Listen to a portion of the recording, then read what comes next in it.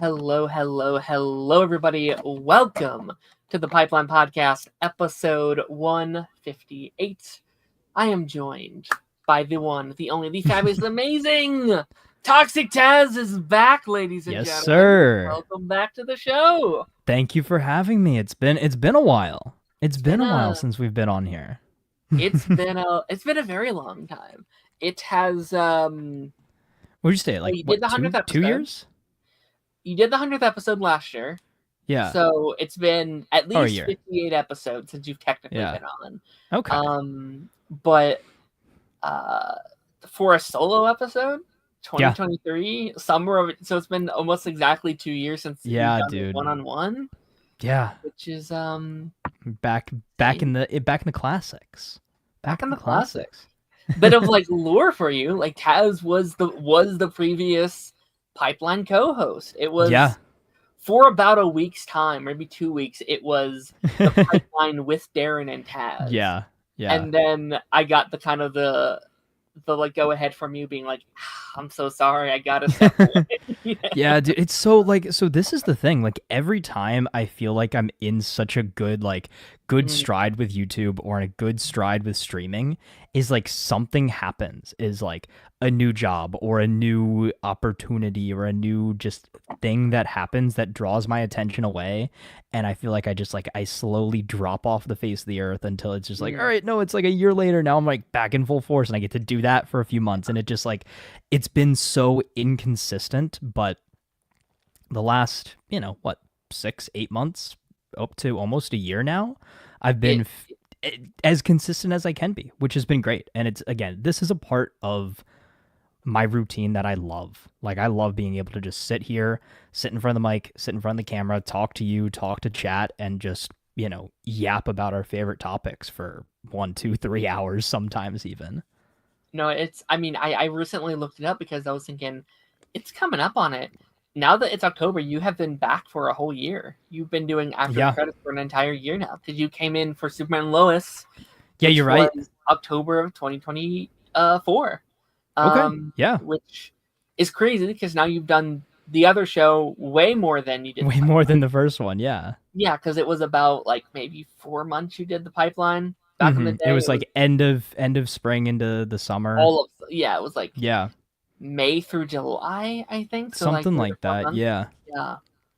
But no, and it's been a really fun year, kind of like getting to like kind of rebond and like become friends again, and getting that kind of one-on-one for like on the other show, which is interesting because like what this show was is basically what after the credits is now. Because like you are a big part of like the lore of the show and like what it is now, because like there was a shift. Like I had to shift what the show was when you left, which is not your fault at all, obviously. But like there was a bit of like, well, I can't kind of do it the same way, and like that's what led to like the weekly guests coming in. That's what led to me switching the show up, because like that was the whole thing. Is like the whole show was like, okay, I'll talk about weekly TV shows with someone each week. That's hard to do with a guest though, because it's like, okay, I'll bring someone in. They've seen this show, but not this show, or this show and not this show. It's like, oh, I'm just going to scrap that all together. Then something fresh and original. But no, welcome to the show. This is week 1 officially of our, what did I name it? The Boobastic Spectacular for the Pipeline podcast, all through the month of October. We are spooky season. Semi not really spooky topics to the month of October, just for the sake of it. It's the equivalent of like, because I know you're going to ask, it's like, okay, what makes some of these topics even spooky there? Or like, what even makes this different than any other episode? And it's the equivalent of when like evil companies during Pride Month is like, hey, we're going to slap pride on all your products. Now it's gay. It's like, all right, guys, I guess, it's the same like mustard that you would buy any other month, but just with a little sprinkle of fun marketing on it. But we are going to be talking about shocker, Dexter today. And you might be saying, how is Dexter connect to Halloween? You can argue he's a little bit of a monster at times. He's a Sometimes he's a mythical sea monster. monster.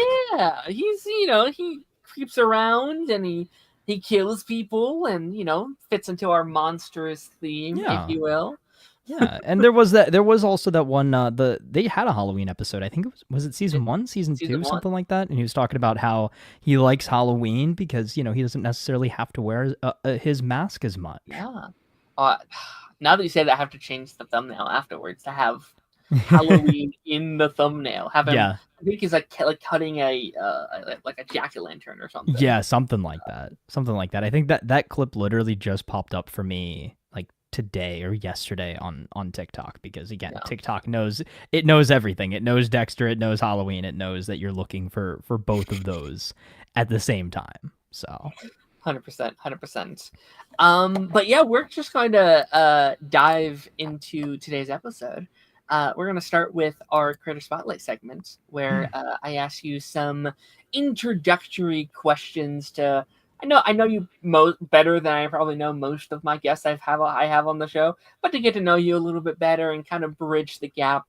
Have some deeper ones. I have some fun starter ones though. And to start with, I try and ask all my guests this because I think it's an interesting question. Everyone has a different answer. What's your favorite movie of all time, Tez?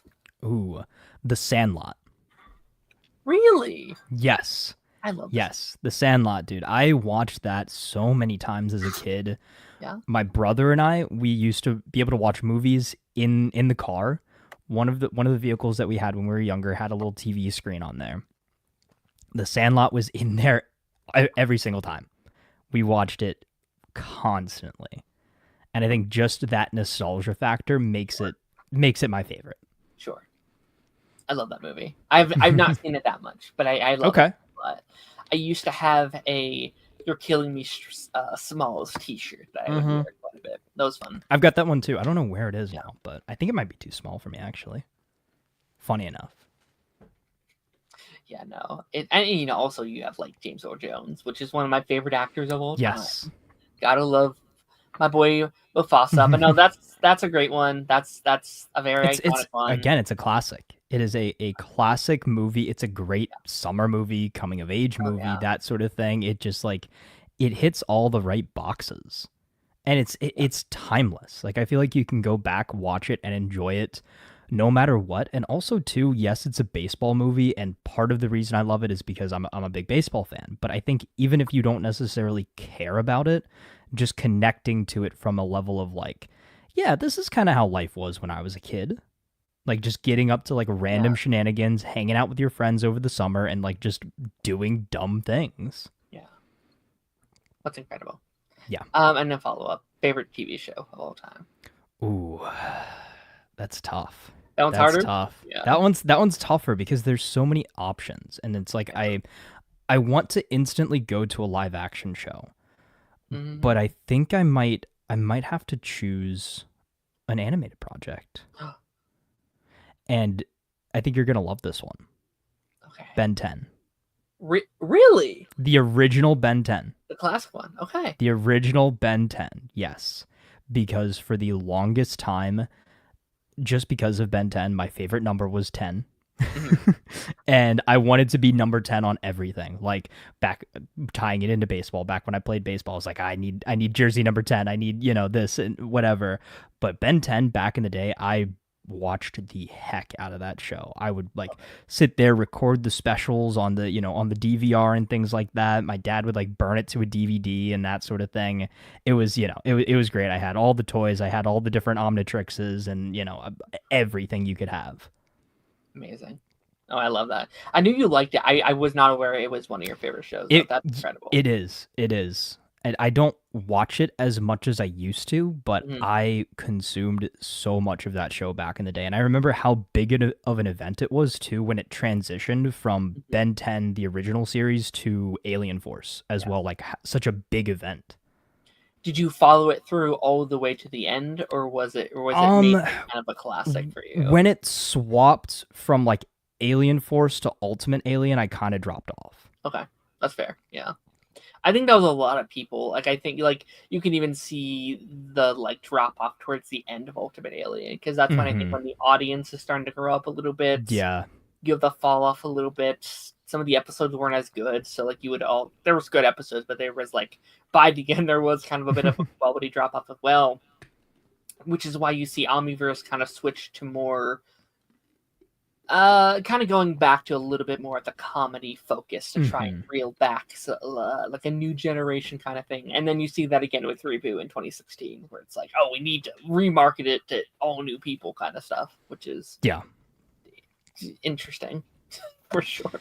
Yeah, I tried to watch that the more recent Reboot. It just the animation didn't hit for me. The comedy, the voices even kind of threw it off for me. It almost seemed like a spoof of the original. Like not knocking it, because I'm sure there was an audience for it, but it just wasn't the Ben 10 that I grew up with. And I also remember too, like looking for those Ben 10 games back in the day. I had, and how on each console too, it was slightly different. Yeah. Like I had the PS2 version, which was I think, in my opinion, the best version of the game. But I had it on PSP. I had it on the DS. I think we might have had one of them on the Wii at some point as well. Like it just, again, everything Ben 10 related. Like that was my jam back in the day. And also, I loved rocking out to the version of the song from the live action movie, Race Against Time, I think. Yes. Yes. Yeah. Oh man, I have one of these days. I want to go through and like stream the games, because I still have all of them on my Wii. I could. Nice. So much fun. Nice. But no, that's a fantastic answer. Okay, moving on to something not serious, but a bit more not nerdy, I guess. Okay. Tell me, and I don't know if we've ever fully talked. I think we've danced around it before. Let's talk about your origins on YouTube. I want to hear your starts. When did you start? Why did you start? What was kind of your motivations getting into it? What's your kind of history on YouTube up until this point? Yeah, so I have actually kind of an interesting history. I'm going to try to keep it as brief as possible, because I could go forever on this. But I actually was started as a gaming creator. Yes. I bought the Elgato. I started recording gameplays. I got everything set up.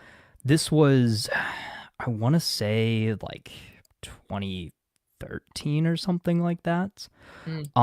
I had all the equipment. I wanted to get started, and then I chickened out. I got intimidated by it. I was like, okay, no, I can't do this. I can't do this. Fast forward to 2015. That was the year Black Ops 3 came out. And then I made it my mission. I was like, all right, I'm going to do it this time. So I, edited videos on my PS4. I made like a week's worth of videos to release all at the same time. I'm actually coming up on the 10-year anniversary of my channel. November of 2015 was when it all started. And then I dropped 7 videos in a row.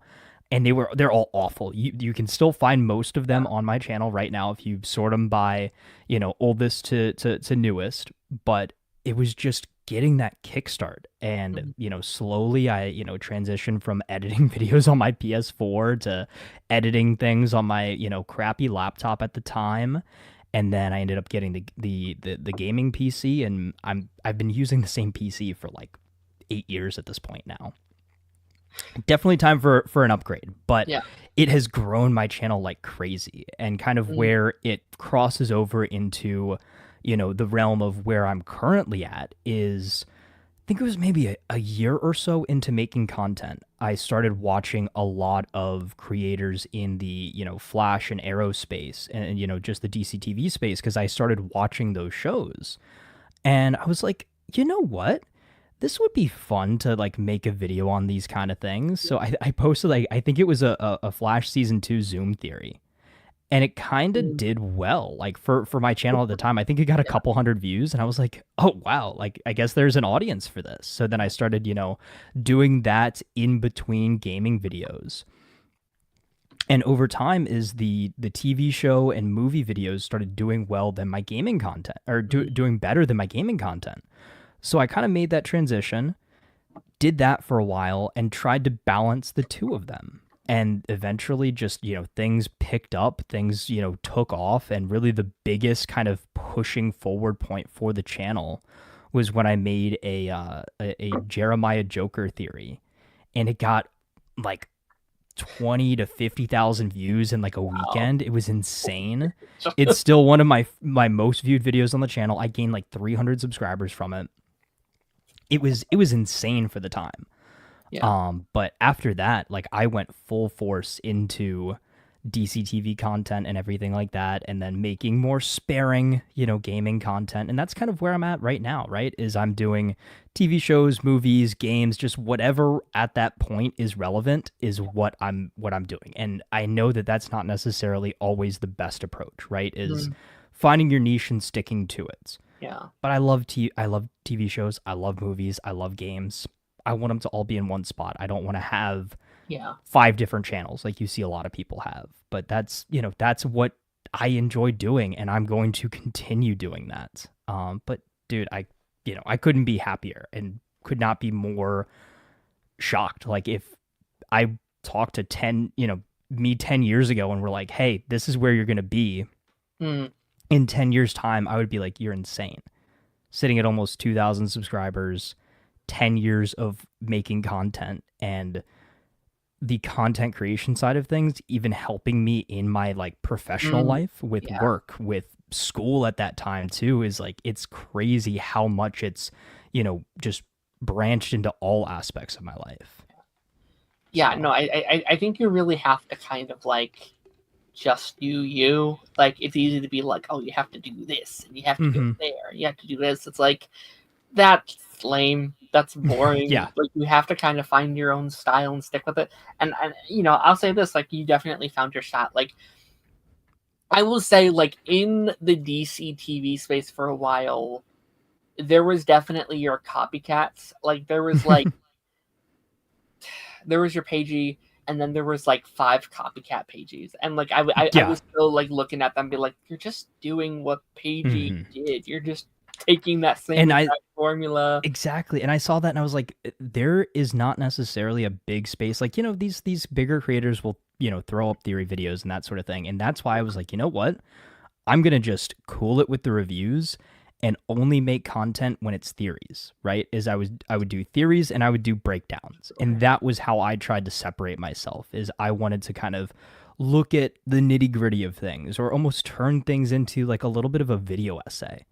And that was kind of a style that I adopted, like kind of post DCTV. Like I tried, Mandalorian, a Mandalorian video essay, or I did one on WandaVision and things like that. Is like I really enjoy making a big production as well with my content. Like I think that's a ton of fun. And more recently, it's been kind of a shakeup to try and repurpose streaming content and that sort of thing. But I know like shorter form content sometimes, or more easily producible content to just get your opinions out there, is going to be very, very beneficial. And like when I have that audience that wants to see those, deeper, more in-depth thoughts on things, then I can make that content. But if I can, consolidate the time that it takes to actually make a piece of content and just get my thoughts out there,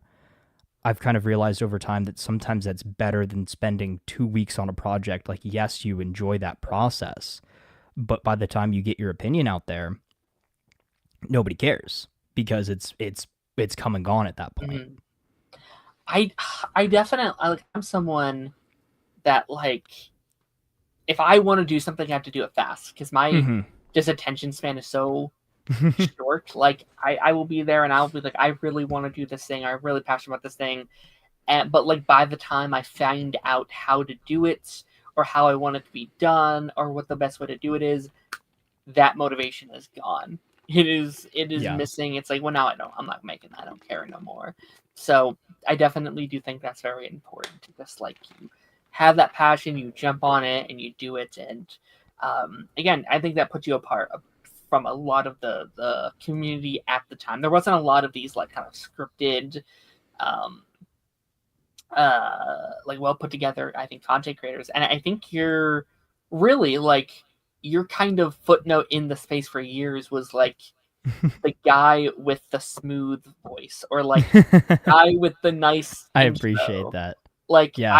Or the guy who made the suit videos. I would make very intricate suit breakdowns and be like, yeah, the material here is like a nice textured weave. And it was like, and I kind of like fed into it for a little bit, which is fun though. It's really cool. I want to ask you about more of your career stuff, if you don't mind. Yeah. So you are, and correct me if I say the wrong profession or the wrong name for it, you are a physical trainer, right? That Or is personal trainer. personal trainer. Okay. Yeah. Tell me about that a little bit, because Yeah. when we first met, like that was more like you were doing it, it was your job, but it wasn't as big as it seems to be now. Tell me about how you got into that. I really Yeah. like hearing with all the guests I have on, they all have like very different kind of jobs and professions, and it is always kind of interesting to see the very contrast of kind of every person I have on here. Yeah. So it starts for me kind of honestly a little bit after actually I started my YouTube channel and everything. So Oh, this cool. was back when I was still in high school. I kind of always fluctuated weight really my entire life. I get to what would it be? My junior year, I guess, of high school, kind of like end of junior year into that summer. I just kind of I looked at myself and I'm like, hey, it's time to make a change. Throughout that next year, I lost about 60 pounds. Didn't really know a ton of what I was doing, but I had a lot of help as far as like just looking things up on the internet, motivation from, going to the gym with my dad and my brother and things like that. And I got through this process in about 8 months to a year, and just working out and fitness became a part of my life at that point. Um, you know, Graduated high school, went to college, and when it was time to pick a major, I went for exercise science. Mhm. So I was like, you know what? I went through this process. I'd like to be able to help other people go through this process as well. So, kind of the ultimate goal was always being some sort of personal trainer, online fitness coach, that sort of thing. And even online coaching wasn't a massive thing at that point. COVID happened, tried to do online school, that didn't really work, and I will always tell people the best decision that I made was deciding not to continue with school. Mhm. Right? Is so I got out, I focused a lot on content for a year while the world was kind of shut down, but in that time I was doing so much of my own research, watching other people in the fitness space, looking at these coaches build up their online Mhm. business and learning, hey, there's another avenue to this. Like I can be my own boss one day. I can, Mm. reach Yeah. so many people. And then in the same vein of how my content with, TV shows, movies, games can reach a wide audience of people online, I could do the same thing with health and fitness. So that was kind of my ultimate goal, but I was like, I can't just jump right into that. Like I have to have, small little bridging stones. So I ended up working at a supplement shop for a couple years, making a lot of connections, being able to, get some discounts on the courses that I needed to take to actually become a trainer. Uh, I ended up getting a job at a gym that I had been going to since the start of my journey, since I was a kid. Worked there for a couple of years as a trainer, and then I ended up getting an offer at a larger gym, and ended up, kind of just upgrading, moving companies, that sort of thing. And all while doing that, I was, pushing a lot more in kind of the online space and that sort of thing. And now I feel like I've built Mhm. a really good client base, some really good connections with people as well. So, I've met some really good, mentors throughout all of that process. And I feel like I've been able to help and reach a wide audience of people over the last, I've only been doing this for now like 3 years professionally, Mhm. but fitness has been a part of my life for the last 7, 8 years at this point. So it felt only natural that this would be my career path. And I'm also able to combine elements of the content creation side Mm. with the professional Right. side, and I'm making content for these gyms, and I'm, posting, exercise demonstrations online for my clients and things like that. And it's great to have that overlap. No, So, that's incredible. Like I do remember kind of I think I kind of was viewing it like halfway through your like professional journey and kind of Yeah. watching you grow. And like, I do remember you being like, yeah, I wish I could be my own boss, or like, I want this, I want this. And to, like that was always so inspiring to me. Where Yeah. it's like, well, yeah, like, what you want and Hmm. you have a path to get it, and you just work to Yeah. get there. And you are one of the more from what I can see from the outside, one of the more hardworking people that I know. I And to see appreciate how that. you I kind really of do. push forward, and you're like, well, I want that, so I'm going to get that. And you do, and you do an incredible job of doing it. Again, from an outside looking in, Yeah. I've never seen you in person doing this stuff, but just from the outside, I think you're doing great stuff. Yeah. I Do appreciate you that. feel like you are like helping people's lives? Do you I, like d- feel that I impact? do. And like as almost as silly as it might sound, like what makes my day a lot of times is when I have a client come to me like, I have a lot of morning clients. Start my morning off with somebody saying, "Hey, like, I did this thing that you told me to do and it's helping a ton," or like, the way in which we moved here, it's like it's helping me in another aspect of my Mm, life and that sort of thing. It's so rewarding to get that. And it's not like I'm not doing it for that reward, but right. it's just like psychologically I'm like it's so great to know that me going through all the things that I did when I was younger put me in a position to be able to help people go through this process much easier than I did when I was in their Mm, position, right? And changing lifestyles and helping people in that way. It's such a rewarding thing, and I feel like I'm doing something, that's as incredible. silly as that sounds. No, no, that's. I mean, I would imagine that. Like, I think physical fitness is one of those things where I feel like most people don't have a guidebook to. And there's varying degrees to it too, is it doesn't have to consume your life. Like it Mm, only consumes a lot of my life because I enjoy it. Like you know, I love bodybuilding and I love, tracking my food and doing all this stuff. Like it's fun for me. sure. But from a lifestyle perspective, like as long as you're, being active a few times throughout the week, doing something that you enjoy, being conscious of what you're eating and how that Mhm. can affect you and how that can affect your performance and that sort of thing is just, making some small little swaps and changes here and there can do wonders, Yeah. right? No, that's. There's. I imagine there's probably so many aspects. Like, I feel like with health and with diet and with that kind of stuff, there's 1,000 people telling you 1,000 different ways, and it's Hmm. like, I think people, myself included, is like, well, do I do this because this person said this and this person said this?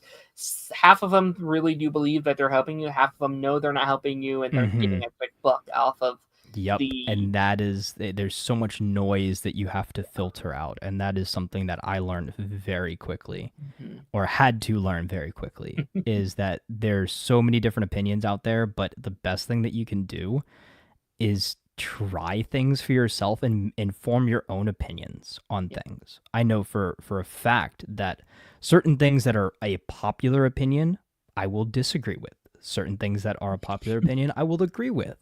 Yeah. And certain things I will fall somewhere in the middle. And it just, again, it is just from personal experience. And also, everybody is different as well. Like, everybody's body responds to things in a different way. Everybody has different time constraints. Mm, Everybody, has varying levels of, how much work they're willing to put into it or how much work they can put into it. So yeah. then you have to adjust based off of that as well. No, that's incredible. And to wrap up the Yeah. segment, as a going back to a little bit more fun to wrap it all up, but to go with what you just talked about, if you could train any fictional character, who would it be? Ooh. Oh, that's a good one. I want to say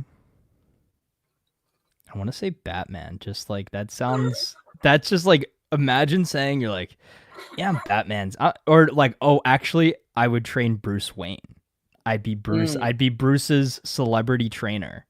amazing, yeah, That would be fun. amazing. And then, if you could be trained by any fictional Oh, character, Or who would it be? Is it still Batman, or are you going? I mean, if I said Anakin Skywalker, would I be trained to use the Force? Yeah, I guess so. So. Yeah. Think smarter, not harder. Yeah. I was thinking like a Mr. Miyagi, I think would be pretty great. I think it would be a pretty great one. Yeah. Master Splinter. Master Splinter's up there too. I feel like he hits his students a lot though. I feel like all those things he's like but here's the thing though. He's a slightly larger rat. So he's just got a stick. Like it's not that bad. Yeah. Yeah. But yeah, no, we're gonna transition here. We're gonna read some chat. We got Harrison in the chat today. What's up, Harrison? How's it going? Hello. Harrison said, "Murder is scary. To be fair, LOL. Also, hi. How's you doing? How y'all's doing? Hope it's well. We are well. Thank you so much. We are well. Thank you." Harrison said, "Won't lie. My first crush as a wee child was the girl from Sandlots." Are we talking the lifeguard? Is that the one we're talking about? I think that's who he's referring to. Yeah. Valid. I imagine that scene was probably an awakening for many people. As you say, a young, as a wee child, for sure. Harrison said, is this Black Ops 7? Yeah, Black Ops 7 beta out today, I believe. Haven't played COD in years, to be fair. Yes, that is something that hopefully I have a chance to do today. If not today, definitely tomorrow. I'm very excited. Again, I know there's a lot of controversy around it. I know there's a whole lot of people talking about, joining us in Verdansk because of everything that happened at COD Next, but I'm excited. And it's also the first time that we get to play zombies in the beta, even if it is only day 2 that we can start playing it. But yeah, I'm excited. I think there's a big content offering this year, and hell yeah. COD fans will be COD fans though. Yeah. The fish or I am a fan of codfish as well. It's a pretty good one. Yeah. It's a pretty good one. Harrison said Master Shifu. Oh yeah, well, he's a bit too grumpy for my taste, I think. I feel like I need positive reinforcement. I feel like I'm not getting Yoda. Yeah, I'll take Yoda over Luke, I think. You said Luke, right? Oh no, you said Anakin. No, I said Anakin. You said Anakin. Yeah. I think I want Yoda. Lance in chat said, OMG, who is this guy? That's not me, imposter. I'm the real Taz. This is a bit from after the credits when he took over your spot for the first time. Yeah. Lance, you can be Taz 2 Electric Boogaloo. How about that? Incredible stuff. But we are going to transition here. We have a couple of headlines to talk about this week. We're going to get let's get this thing started with, you know what? Let's start with some classic Riverdale. We haven't talked about Riverdale in a minute. Riverdale. Horror-themed Archie comic series is in the works. I think I phrased that weirdly. A horror-themed series on Archie comic series is in the works at Disney Plus with Riverdale creator. Ooh. A new Riverdale show, man. How are we feeling? Jughead, zombie Jughead show confirmed, finally. Mm-hmm. Yeah. No, this could be fun. This could be fun. Did you ever finish Riverdale? Did you watch? No, I think I have. I think I have maybe 5 or 6 episodes left. Oh wow! And it's funny, and it's funny that you mentioned that. As I thought about it as well, I was like, oh, it's kind of Halloween season. Another show in that universe that I have not finished is Sabrina. And I really wanted to finish that. Yeah, I think I had 2 seasons left. I think so as well. Yeah. Yeah, that universe was definitely interesting, right? Because you had Riverdale, you had Sabrina, that was kind of canon but not fully canon. You had Katie Keene, right? Which I never watched that one. Never watched that one. And then there was like another. There was another one that was like kind of semi-canon that I think it was something that they tried to do, and that got canceled after a season. It was an interesting era. But this is the second Riverdale project that's been announced over these last couple months. So this was announced this week, and then a month, maybe 2 months ago, they announced a movie. They're doing like a Archie comic right. like film, which I feel like those two might have very drastically different themes. I think this one seems like it's definitely leaning into the more crazy and wacky and supernatural themes of the show that they would sometimes get into. And the movie, I'm just going to go out on a limb, and I think they might lean way into the more goofy, silly, comic booky, music video-esque kind of take on the character. I think they want to lean the opposite direction that Riverdale went into. Like Riverdale was like, hey, it's Archie comics, but they're dark and gritty. And gritty and edgy. And I think we're now in the era where people want like sunshine and rainbows and fun times and memes. And like, I think it might be way more like Barbie kind of style, where it's like, oh, it's meta and it's fun. That'd be cool. Yeah. And isn't there as well supposed to be like a more mature Scooby-Doo series coming to Netflix or something? Netflix live action series, which I'm excited for. Like, I am too. Kind of described it as this kind of like coming to age like story. So like it's Scooby-Doo. It's Scooby-Doo Riverdale at that point, maybe. Which I've described it as that as well, and I think that sounds incredible if done right. Like, I again, CW gets a lot of hate, but like the style of a CW like One Tree Hill, Gilmore Girls, Riverdale with the Scooby-Doo formula does kind of sound incredible if you can write it properly. Yeah, because like, you have your villains of the week. You could have like you could do something so different with Scooby-Doo, right? There's never really been like an overarching villain over multiple like episodes or something like that, right? It's usually like a villain of the week, or you have that extended episode, aka the different, one-off movies and things like that. But there's never been like a large overarching story like that. So that would be a very interesting aspect to tell. I know Mystery Incorporated is probably the most popular version of that, where it is kind of like a 2 seasons. I actually have not seen the show, but I hear it's incredible. It is one of my favorite, if not my favorite, Scooby-Doo series. Yeah. And it seems like that's kind of what that could be, what they could do with something like that, which would be, again, if done well, cool. I actually think Netflix is a pretty good home for that, because I feel like I think Netflix lead into like, I know you haven't seen it, but like a Wednesday a little bit, where like it is a horror show. It does do these kind of silly and creepy things, but it's also a silly show. It's a teen drama show. And I think Scooby-Doo, I know we not talk about Scooby-Doo here, we're talking about Riverdale, but like Scooby-Doo, I think leans very well into like the teen drama-esque of it all. Oh, they're dating this person, and then they're dating this person. Oh, there's a hot villain that's coming up on here trying to kill. Like it, I think it fits Netflix well, for sure. Oh yeah. Yeah, 100%. 100%. But yeah, no, this is, I'm curious. I think Disney Plus is an interesting home for Archie comics as well.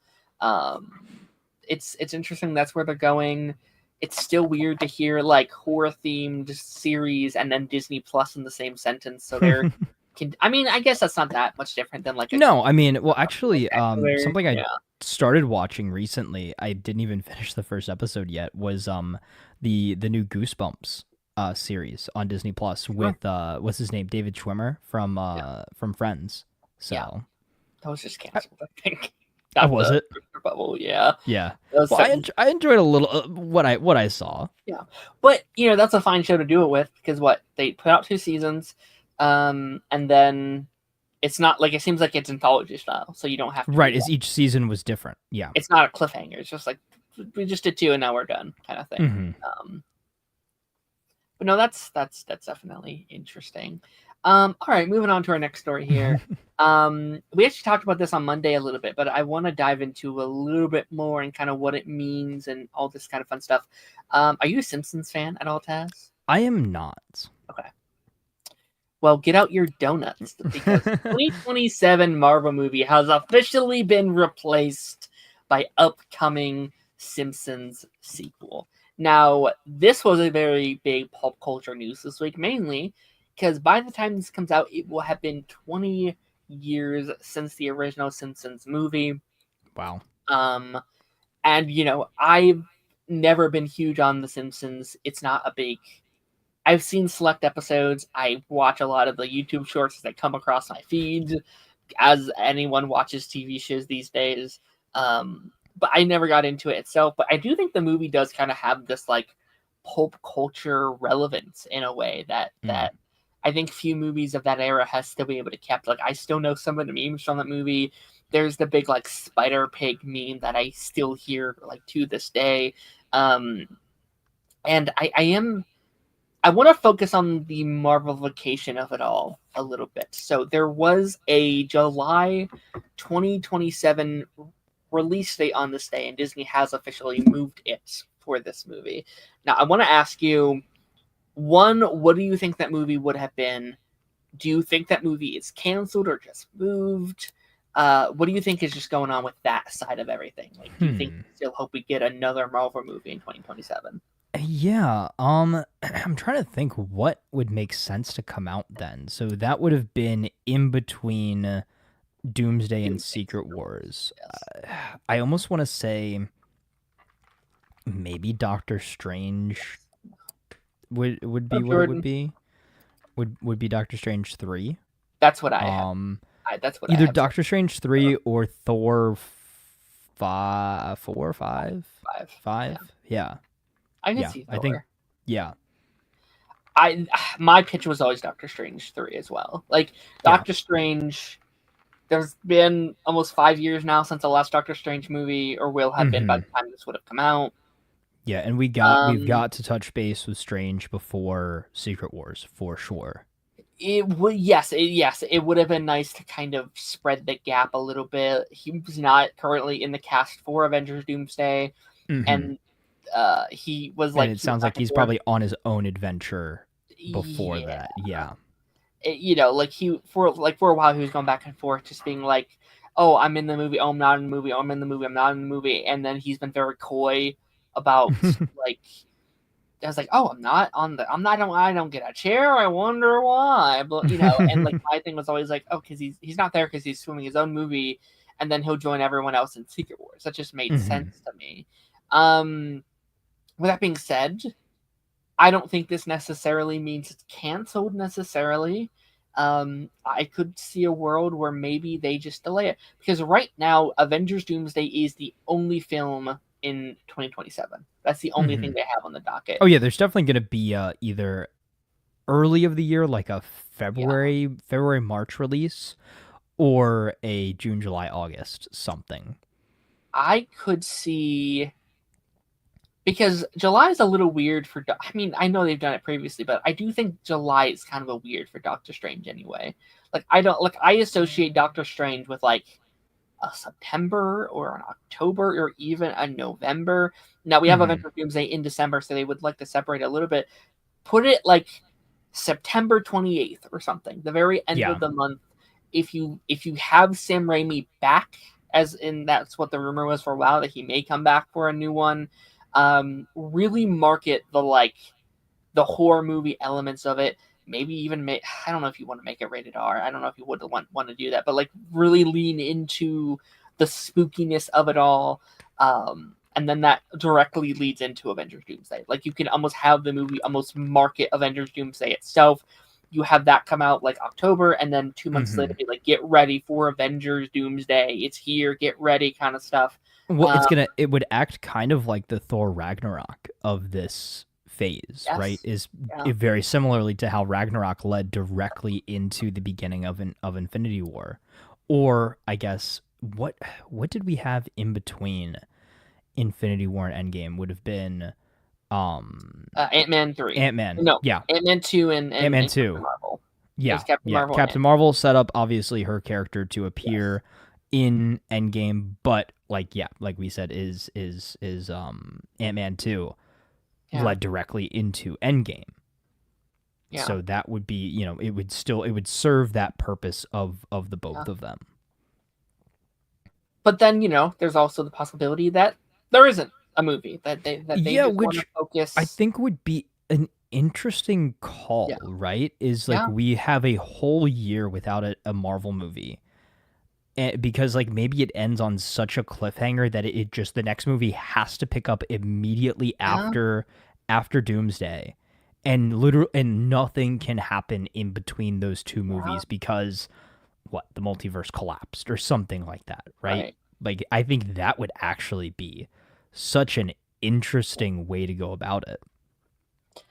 My I only caveat to that is what happens to the TV shows. yes. Yeah.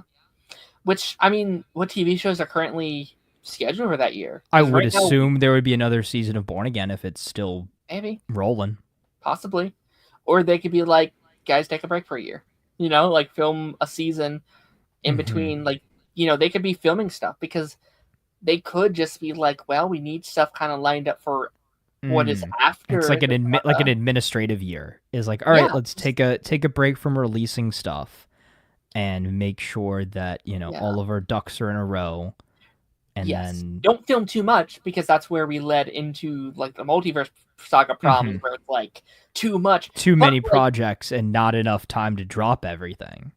yeah, no, and like look at Deadpool 3, like say what you will, having no other movies that year I think actually really helped Deadpool 3. There wasn't that like saturation issue. Could kind of be good for them if done well. Yeah. So I'm kind of open to whatever they want to go in that direction. Um, uh, Simpsons itself, I'm like cool. Maybe I'll watch the other movie before this comes out. Um, it does come out a couple weeks before Superman 2 or Man of Tomorrow. So I do think it's going to be very funny. The like Simpsons versus Superman memes. I think those are going to be hilarious. Like last time it was like Jurassic Park, Fantastic Four, Superman. Now it's Simpsons versus Superman. I think that's funny. Let's read through some of these comments. Harrison said, yeah, I thought they have Doctor Strange go the Ant-Man 2 route. How it's happening at the same time / connects to Avengers. Yeah. I think if there is any movie, it is Doctor Strange. I think that's the one that makes the most sense. Because Thor is one of the leads in Doomsday, so I don't think we'll have time. I've heard people pitch maybe Black Panther 3 as well. Maybe, but also I think Shuri's going to have a big role in Doomsday as well. So, but again, I guess it's already done filming, so I guess they could. I guess anyone could at this point. So I guess I guess that means nothing. And outside of reshoots and stuff like that. Marvel likes to lie ever since Deadpool 3. They do like the summer blockbuster time, which is fair. But Thunderbolts came out in what, August? May. Oh no, May. Oh, wait, what? Yeah, but Fantastic Four. Right. Fantastic Four came out in August. Fantastic Four came out in August. You're right. And they were still in theaters at the same time. Like I think like Thunderbolts was at the end of its leash as like Fantastic Four is going in, which I still don't like how they handled Thunderbolts this year. They put Thunderbolts out, and like 2 weeks later, they put out Lilo and Stitch, which buried their own movie. And then you had Fantastic Four coming. It's like, guys, you kind of fucked your own property. Yeah, well, I mean, I only very recently saw Thunderbolts, like within the last couple weeks. And same thing is going to happen for Fantastic Four. I'm not watching it until it drops on Disney Plus at this point. Yeah, but should be soon. It just hit digital, so yeah, I would say probably by November. Yeah. Oh yeah, that's a good like Thanksgiving sit down with the family with this family movie. Oh, that's a really good marketing. That would actually be a very good way to market it. You're right. Actually, a really good Thanksgiving flick. Actually, I actually might just do that. I might just put it on for Thanksgiving now. I don't think there's going to be a movie in between Avengers. Fair. I'm not convinced there will be either, but I would personally like one if there's enough of a distance in between the two. Harrison said, any chance Secret Wars become a part 1, part 2 story? I don't think so, personally. I think that's the point of Doomsday. I think Doomsday Yeah, exactly. I was about to say, Doomsday is Secret Wars part 1. If there is another Avengers movie, I think it's Young Avengers, which I don't think is likely, but I could... Not until post Secret Wars, I would say. Is if we're going to get a Young Avengers movie, it wouldn't be till post Secret Wars. If we get a show... If we get a show, then it could potentially be somewhere in between. Like again, maybe again, because depending on where they end, too late.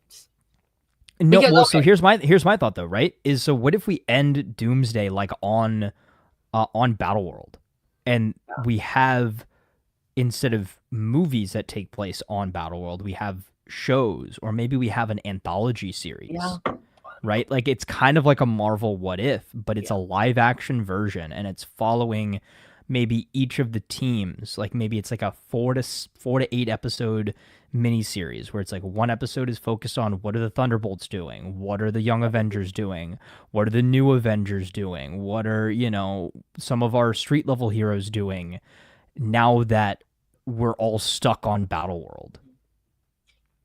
Okay, here's my, and then we'll move on from this. But Yeah. My one fear about the Young Avengers right now is one of the things I'd kind of love for them to do post Secret Wars is retire Scott Lang and Hope as your Ant-Man, and then in this new timeline you have a young Hank and Janet. I think that would be an incredibly cool thing to do. Okay. The issue with that is rest in peace Cassie Lang, who is our resident Young Avenger. I was like, I want both. I want to have both, and I don't think I can. I can't have my cake and eat it too. And now I'm almost at a point where I'm afraid that Marvel Zombies was the closest I'm ever going to get to seeing my Young Avengers on screen. Maybe. But we'll see. But apparently ratings for Zombies has been pretty good, so I think likelihood for season 2 might be up there. So we'll see. Harrison said, or Doomsday, even that'd be wild, and that's when stranger stories happen. Maybe. Strange story. Okay. I was like, stranger story. I was like, what's like, who's that? Okay. Strange stories happens. Yeah. Instead of a Spider Pig, Super Pig this time. Okay. Yeah. All right. We have one last news story here. Going back, or not back, I guess, but going over to the DCU this time. James Gunn's saying more stuff. James Gunn says he may focus on the bigger characters in the future, opposed to some of the smaller characters like his Guardians of the Galaxy, Suicide Squad, Peacemaker. May focus more on the Supermans of it all going forward. Wow. Now, this quote got a lot of controversy. People are like, don't forget where you came from, James Gunn. Don't forget all the smaller characters. Now, in the quote itself, he didn't say he was done completely talking about or taking on small characters. He just said, I might just for a little bit focus on the big guns because I can guarantee hits from those characters. What's your take on this? Do you want to see him continue doing these smaller characters? Do you hope he sticks to the big characters, maybe having medium where you... I want to see him do both, honestly. Again, I think Superman and then Peacemaker proves that he should and could do both, right? He can make a big blockbuster movie about a mainstay character like Superman, and then he can make a, smaller scale but still as equally impactful show about a, D tier character like Peacemaker and make him a big draw and make us enjoy this character in this series that we wouldn't otherwise if Gunn wasn't the one behind it, right? Yeah, I think as disappointing as it is, I don't think Gunn is wrong at all. I think, unfortunately, and like people are like, he did Guardians and he made them a hit, and like Suicide Squad's great, and blah blah blah. A lot has happened since 2014. The film industry is a fundamentally different place. It has fundamentally morphed in the 11 and a half years since he's come out with that movie. Yeah. Unfortunately, more superhero movies are not making money than they are making money at this point. And I think he is valid to be like, I have to be more careful with the characters at Greenlight. I can't just make a movie about, like if he came out and was like, I'm going to make a movie about Polka Dot Man, we'd be like, no, I'm not, I don't care. But he's got to find that happy balance because he is now a co-studio head, right?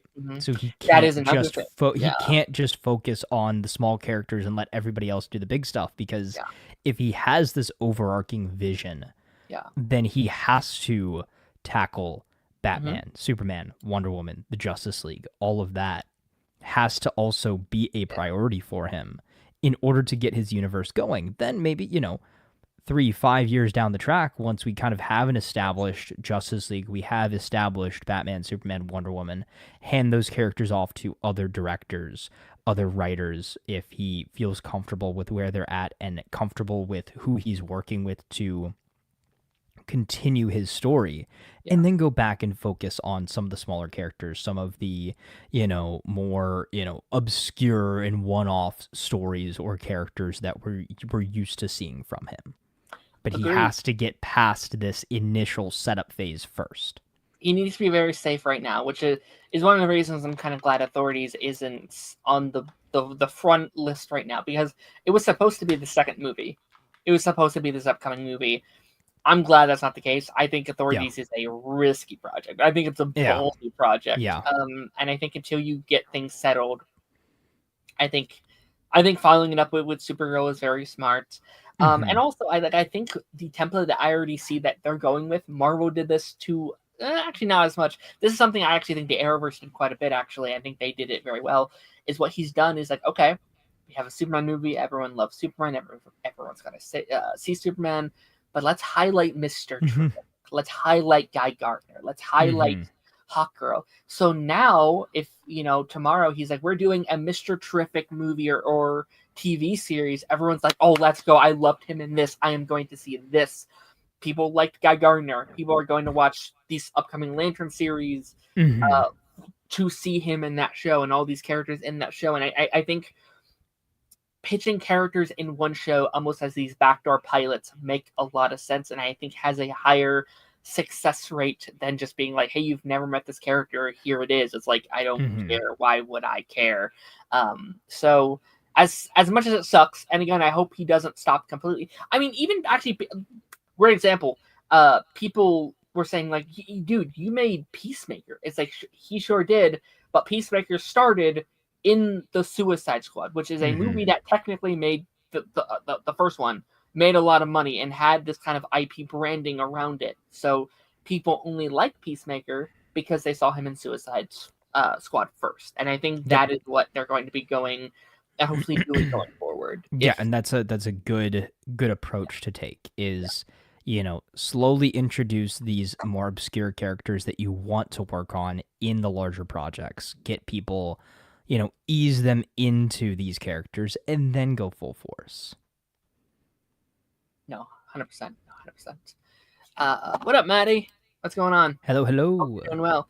Shout out to Maddie. Maddie's dropping their first YouTube video, I think. Nice. Saturday. So shout out to Maddie. Go join the Discord. I think they're gonna post the link to that over in our Discord. So go check that out. And Maddie gives us the perfect transition. Maddie said, "Love seeing the Dexter guy." And Dexter guy. You are the Dexter guy. I guess I'm the Dexter guy now. Yeah. Or is it me? Me? I don't know. We are. We are the Dexter guy. Yeah. We're the Dexter guy. Yeah. That is a very good transition. Now we are going to transition into our ranking everything Dexter segment. So how we're going to do this, I'm just going to say the first one, and if we have time at the end, we'll do some more. But right now we are going to be focusing on ranking the seasons of Dexter. Now I have made my personal ranking. I got my list too. You have a personal ranking? Very, very nice. So we're just gonna, typically what I would do is I would name a project, we'd say where we rank them. I think we're just gonna go 11, 10, 9, 8, just for the simplicity of this one. And hopefully, but to be fair, and again, I don't know yet because I don't know officially what your ranking is. I think our rankings are pretty damn close. As we talked in the past, was like, oh, we're very similar. I've moved a couple around a little bit since the last time we talked. I've shifted a little tiny bit as I've let some of these seasons sit, as I've let some of them prosper. But we're gonna go through and we are going to rank the 11 seasons of Dexter. Yeah. Which crazy? There's 11 seasons. It's a pretty long list, and we're not done. Well, hopefully not. We're hopefully not done. By the way, Paramount, where the heck is season 2? Yeah, where's the season 2 announcement? Yeah, you missed the perfect opportunity because I think yesterday, a couple days ago, it was the 19th anniversary of when the original series first premiered on Showtime. So, come on, give us an early Christmas present.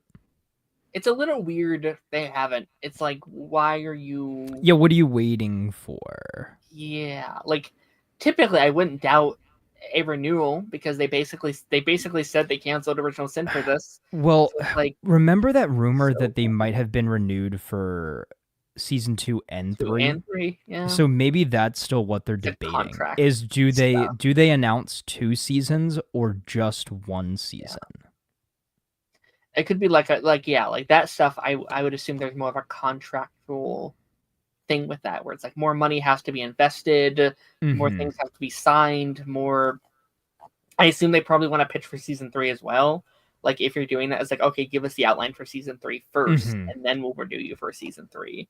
Right, right. But I do hope they hurry up and just to make us feel a little safer. Just give us the show. Yeah. Just give us more Dexter, please. Okay.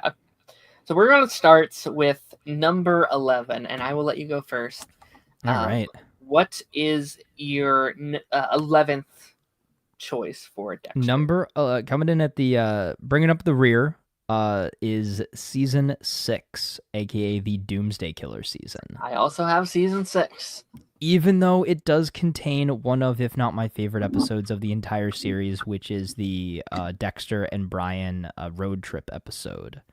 I just think overall this season was so tonally different from the rest of the show, and not necessarily like that's a bad thing that they tried something different, but just for me, it was such a departure from what the show had been up until that point, and it was very clear that this was a different direction that they were trying to take the show based off of, writing changes behind the scenes. Again, I think there's redeeming qualities of this season.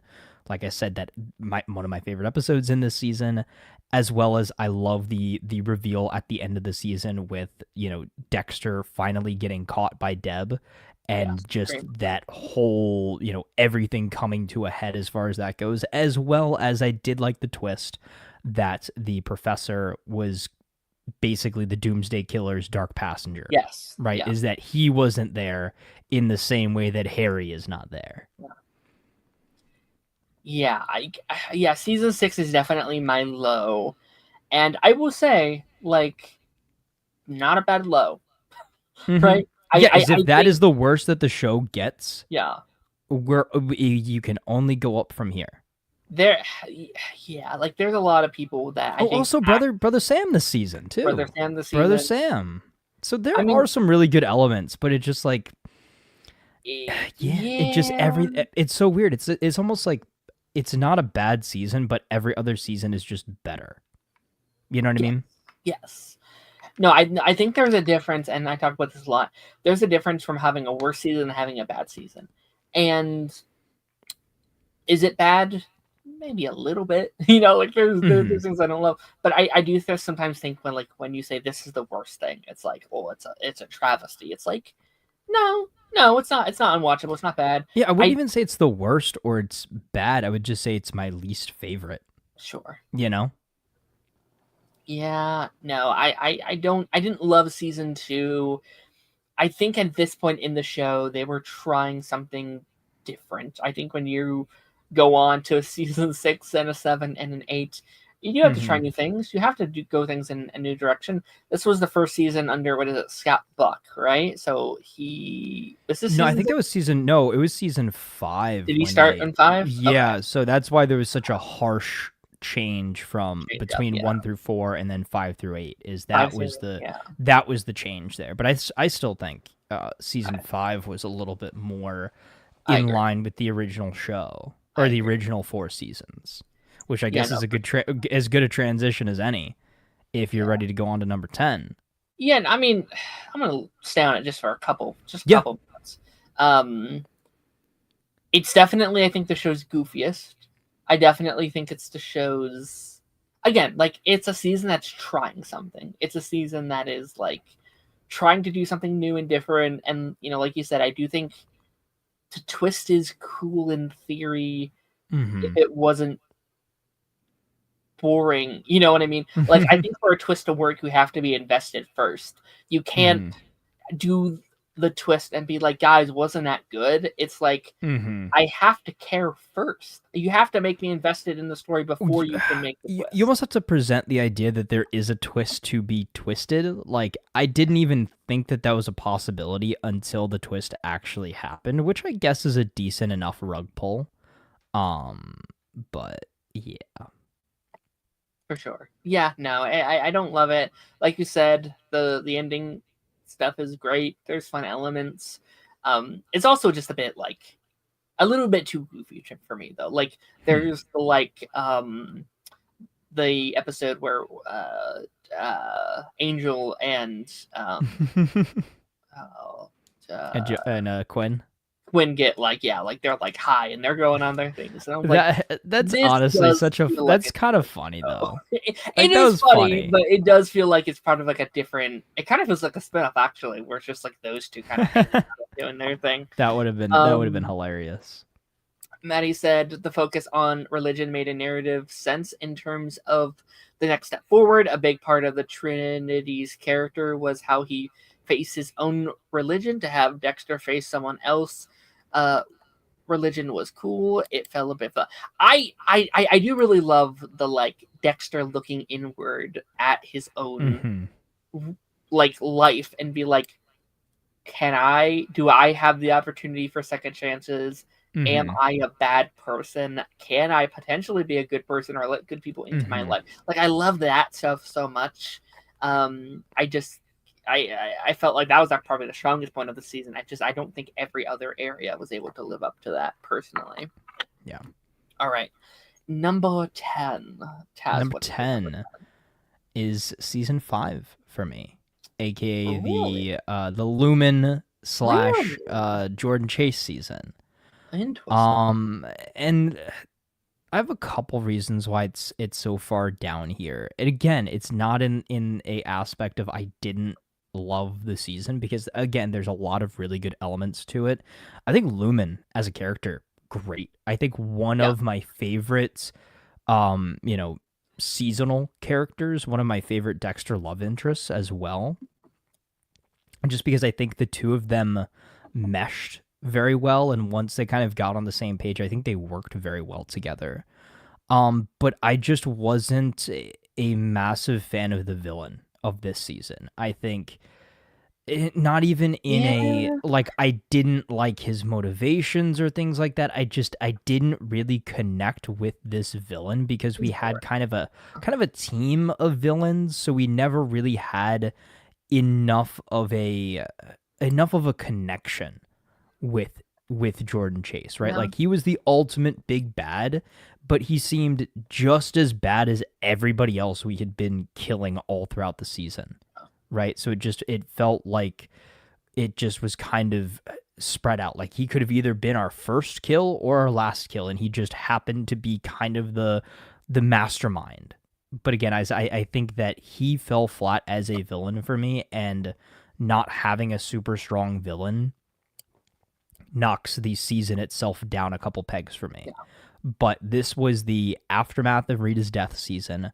This was Dexter trying to, relearn who he is as a person and as a serial killer, as well as just kind of the show trying to find its footing again with the behind the scenes changes, as well as the fact that a character that has been on the show for 4 seasons is no longer there.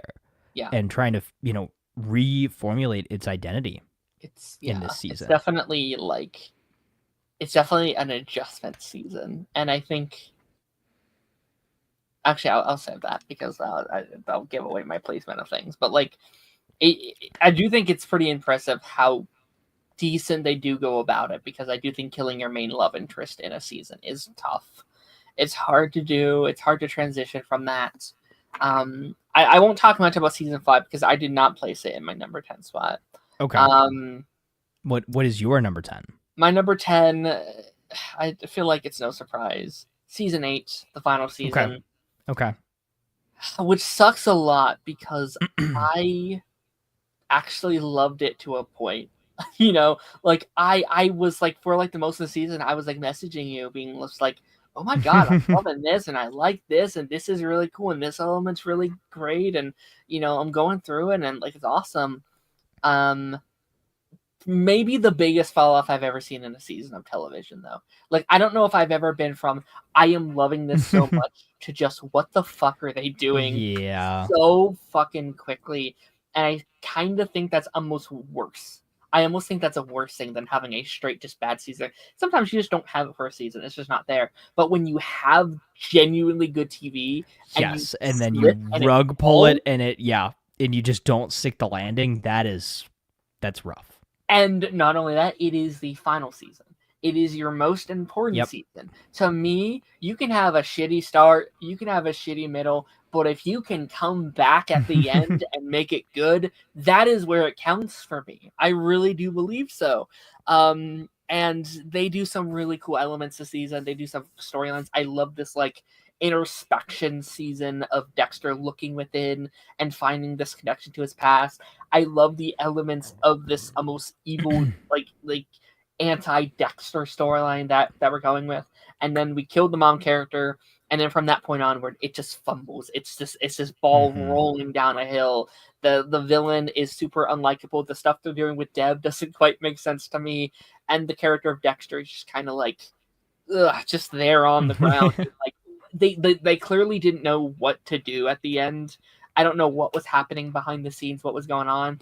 It did kind of feel like you like ran a marathon and you stopped like right before the finish line. I think what happened is they went into this season not knowing that it was going to be their final season.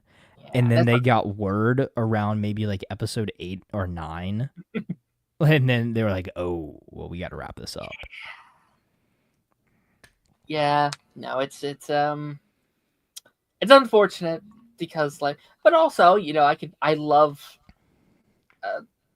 some of the newer stuff we are getting from Dexter, and like I may not be getting that if it wasn't for this shitty season. So it's like, would I prefer to just a good ending of the original show that probably wouldn't have come back otherwise, or the stuff did we need to have a slightly rougher ending to then get all of the new content? Yeah. It's tough. Yeah, it is. It is. It's funny that you place season 8 where you do, because my number 9 is season 8.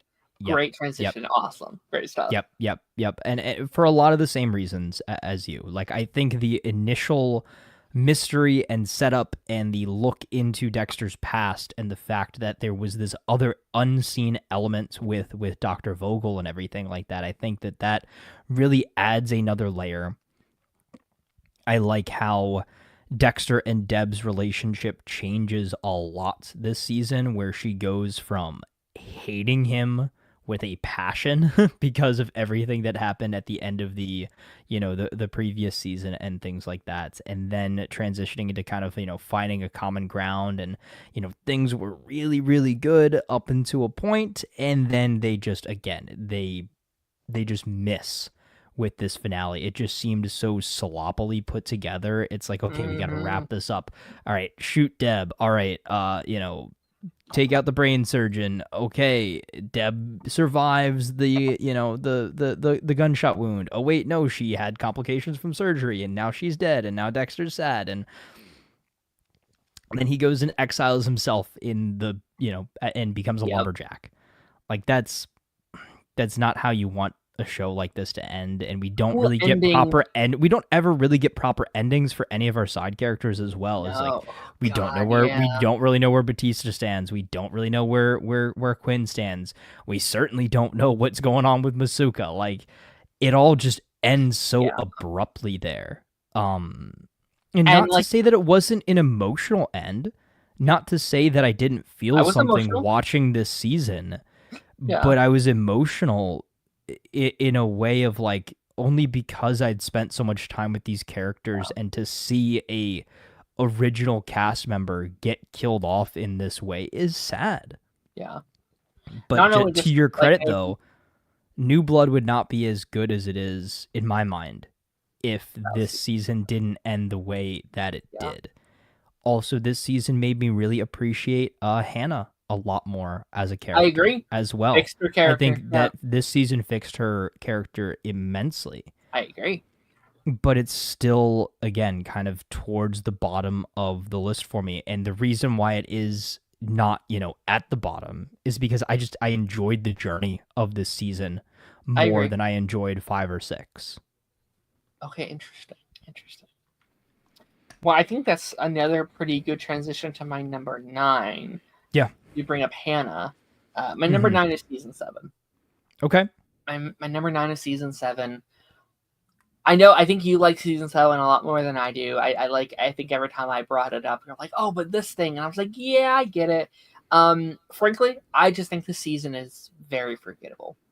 I think the storylines are kind of just there for me. I think the first half, especially, I was struggling through it. I was like, I know you were liking it, but to me, and I think where it ultimately goes, I did like.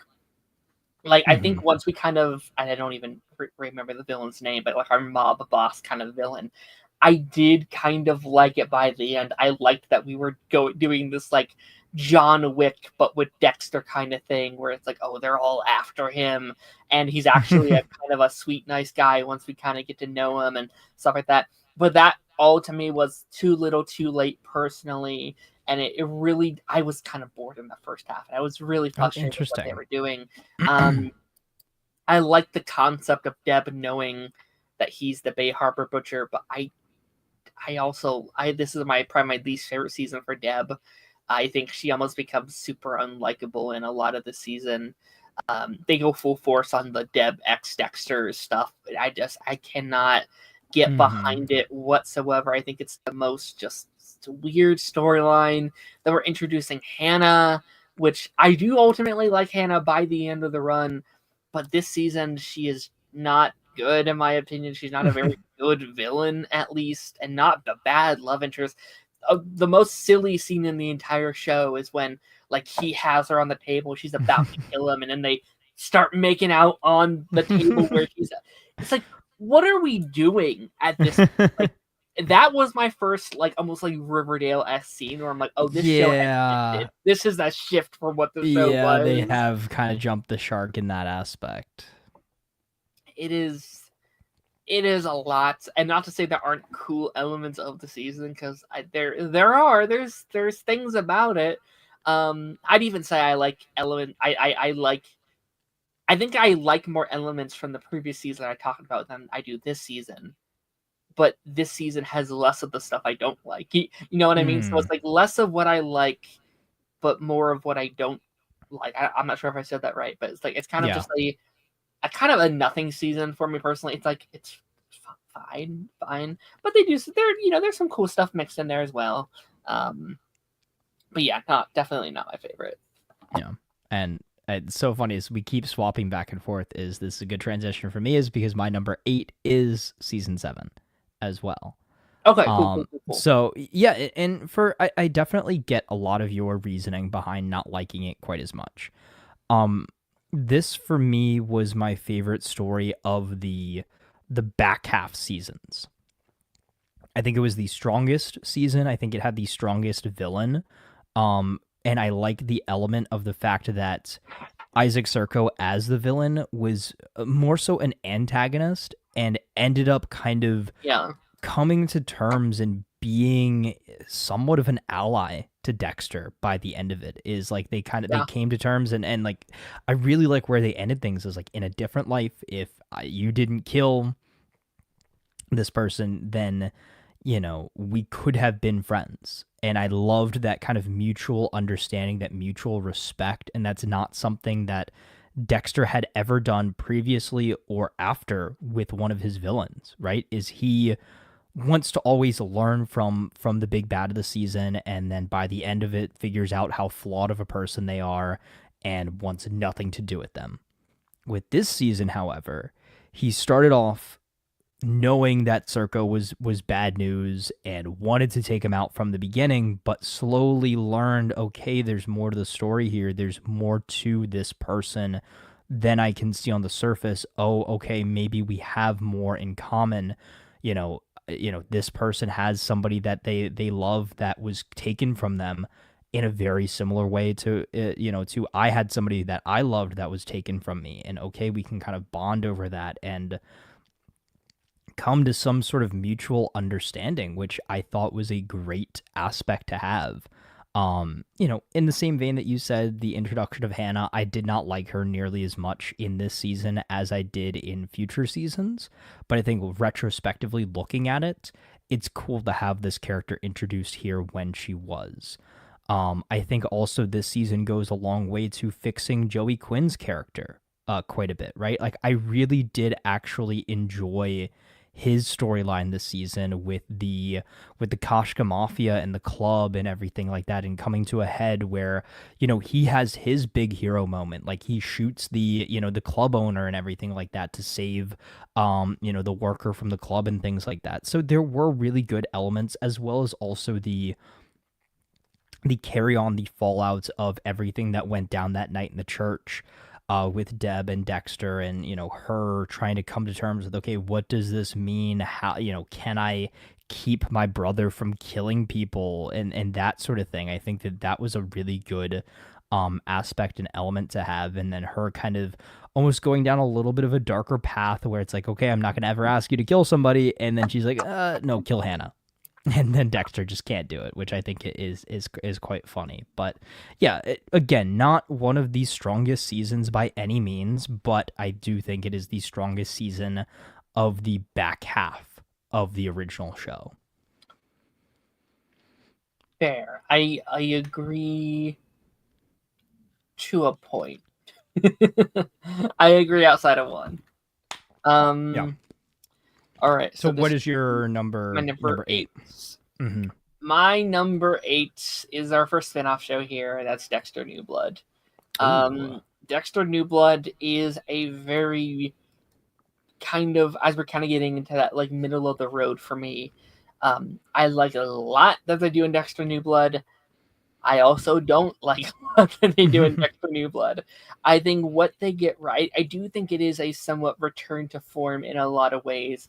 I do think it's a great follow-up from season 8. I think it's a really good follow-up to even season 4. I love's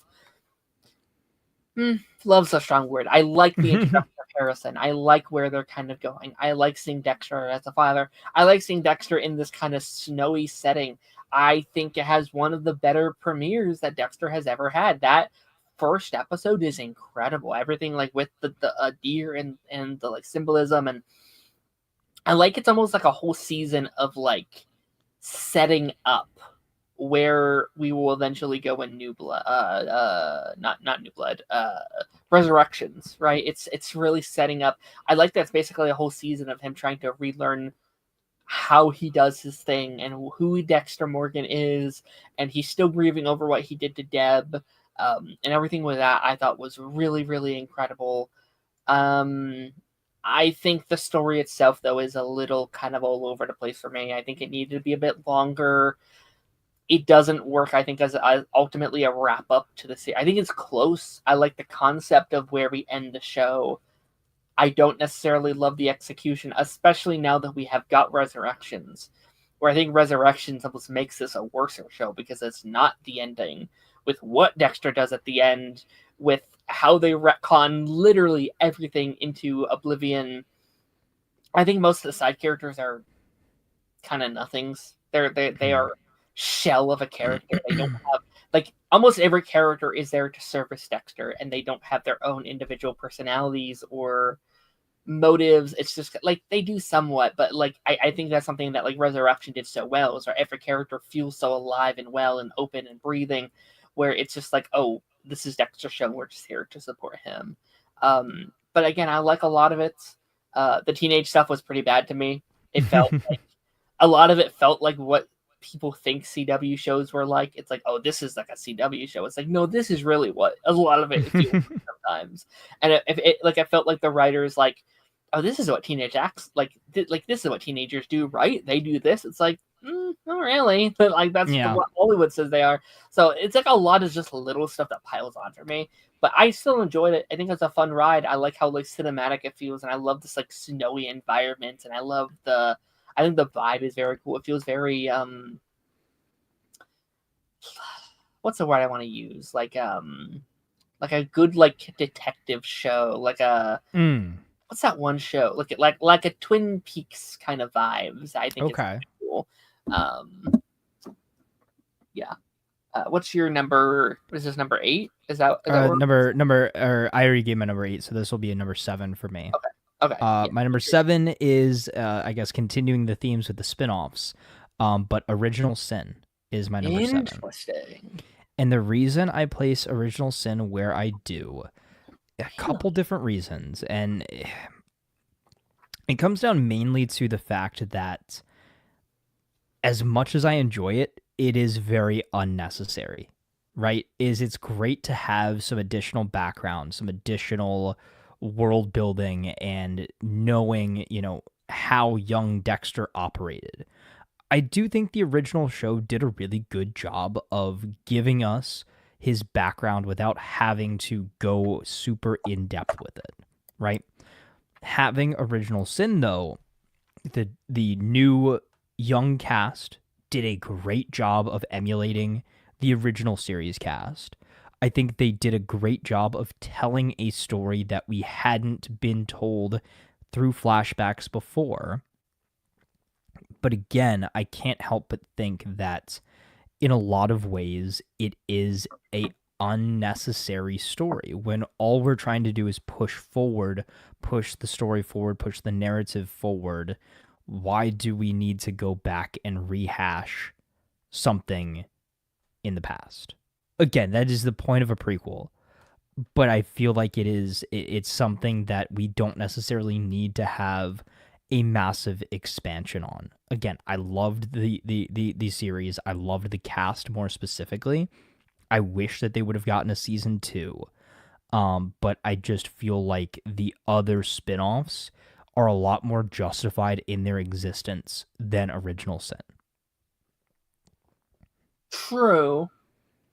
I guess I'll save my points for when we get there, but I guess it's the only real true spinoff that we've had, right? I'd argue that I know I literally just called New Blood a spinoff a couple minutes ago. Well, it's technically a sequel series. Yes, it's a sequel series where this is the only real expansion technically we've gotten. Yeah, I don't disagree with anything you said. I just think maybe I liked elements of that a bit more, but I'll get to that when we get to mine. So what? That was number 7. Was that number 7 for me? Yep. My number 7 is season 5. I think season 5, is the most in line in my opinion, the quality of writing and production and just vibes to the original first season that the show gets. And I think that's just, I think that just kind of makes sense with the story they're telling. I think you see very much in shows, you see that slow transition in quality instead of that jumping on the start. It takes time to kind of change the quality of a show. And season 5 was a roller coaster to me though, because it those first 3 episodes I love those first 3 episodes. I was so in love with what they were doing. I was like, oh my gosh, it's got to be single father of 3 takes kids to school and packs their lunch, but also has to go murder a guy in his backyard. I love that element, the single fatherness I thought they were going to do. Is it'll be, oh, we're really going to be grieving over Rita and trying to find who he, I was really into it. And then it's not that they ship him off, and I think the first half for me, I was kind of not into it at all. I was like, oh, this is weird. This is different. We give him a love interest quite literally instantly. But once I got into, Lumen, I loved Lumen. I've told you how much I love Lumen. I think she's still my favorite Dexter love interest, which is really flaming hot take, I know, but I love Lumen a lot. I loved the story of grief. I loved the story of grieving and Dexter rediscovering himself in this kind of new rebooted version of the show. Did it all work? No, I'd say not. And I agree with you. I think the villain himself is really I love the plot of the villain, and I love this kind of cult vibe, and it is a different direction I feel like we've done previously, where yes, he's still a serial killer, but he's a different kind of serial killer. And I think that kind of brought a lot more life into the show than just doing another serial killer character. I think having our first, I guess we had Miguel in season 3, but like I loved giving Dexter a real true partner in crime as he went through. Like that brought in a lot of life to me. I think they were doing some really good story stuff. I think one of my favorite episodes of the whole show was when the daughter, I'm blanking on her name. Aster. Aster comes back and she spends time with Harrison, and like Dexter has to go down and hunt down her friend's dad. Like that was such an incredible episode. I love that episode so much. And yeah, I think it is kind of like, I think it's good. I think it's a really good season of TV. I just think it's less good than the first 4 in some of the spin-off stuff. It is like I think that is my middle. Like 7 is kind of like the middle point. It is smack right in the middle.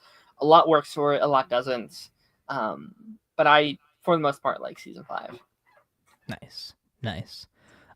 So on to our number 6. Top 6. Number 6 for me is going to be New Blood. Gotcha. So I know you talked pretty extensively about it. I will say, as far as New Blood goes, my big reasoning behind putting it as high as I did is I love the aesthetic of this season. I love the change in production, the massive leap as far as production value goes. Like you could tell they got a massive budget increase. It was filmed slightly differently. It was framed a lot differently. The general show's formula, while yes, paying homage and respect to the original series, stepped up a notch, I felt like, for this show. Like maybe the story itself was not as strong as some of the original series seasons, but I still feel like the setup of Dexter having to seclude himself out in this place and, basically trying to hide from his past, and the fact that Deb was his dark passenger and, she was kind of, accompanying him for so long here, and he's, living this very secluded life and has, cut off everything that it, from being Dexter Morgan until Harrison shows up in his life. And yes, we can go on about how it's continuity-wise inconsistent that Harrison is appearing at the age that he is with only a, I believe, 10-year time jump. Like, it seems like Harrison has aged 15 years in 10 years, or at least 15 years in 10 years. But more or less, though, I enjoyed the reconnection between father and son.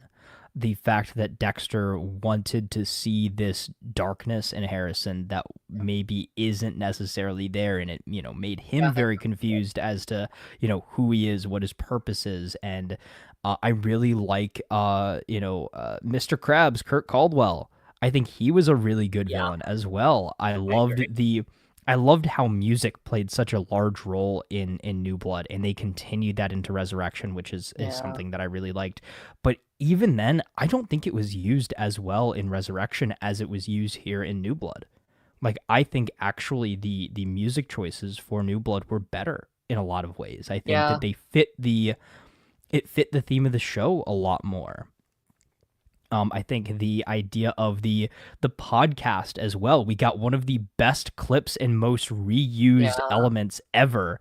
The Bay Harbor Butcher. Yeah. You know the nickname. Like that is the start of every single edit. Like there were just so many really enjoyable aspects of this season. Yeah. The 10 episode run, I don't think hurt this show a ton. But you could definitely feel that it was a little bit more condensed than a normal season, that, all the original series seasons were 12 episodes. I just think for me, the biggest, knockdown for this show, or for this season specifically, is the fact that it ends with Dexter dying. Like, I think that was just kind of a very unsatisfying end, especially if you were watching it in real time. The show has been gone for 10 years. Yeah. It's come back. and you bring the show back for one season just for Dexter's son to show up and kill him. Like, that feels a little, I wouldn't say disingenuous, but almost disrespectful. I love it fans in did theory. yes, but it wasn't earned. No, it wasn't. It was not earned because it felt like we rushed to that point. It was like, hey, you guys are coming back, but you can only tell one season's worth of story. Yeah. So they tried to condense maybe a 2, 3, 4 season arc into one season. One season, yeah. I love the like aspect of like Dexter teaches his son throughout the season how to kill a killer. And so the series ends with Harrison killing a killer, which is like, I love that. It's poetic. It is poetic justice at its finest. Too much. Yeah, it needed to at least be a 2-season journey at the least.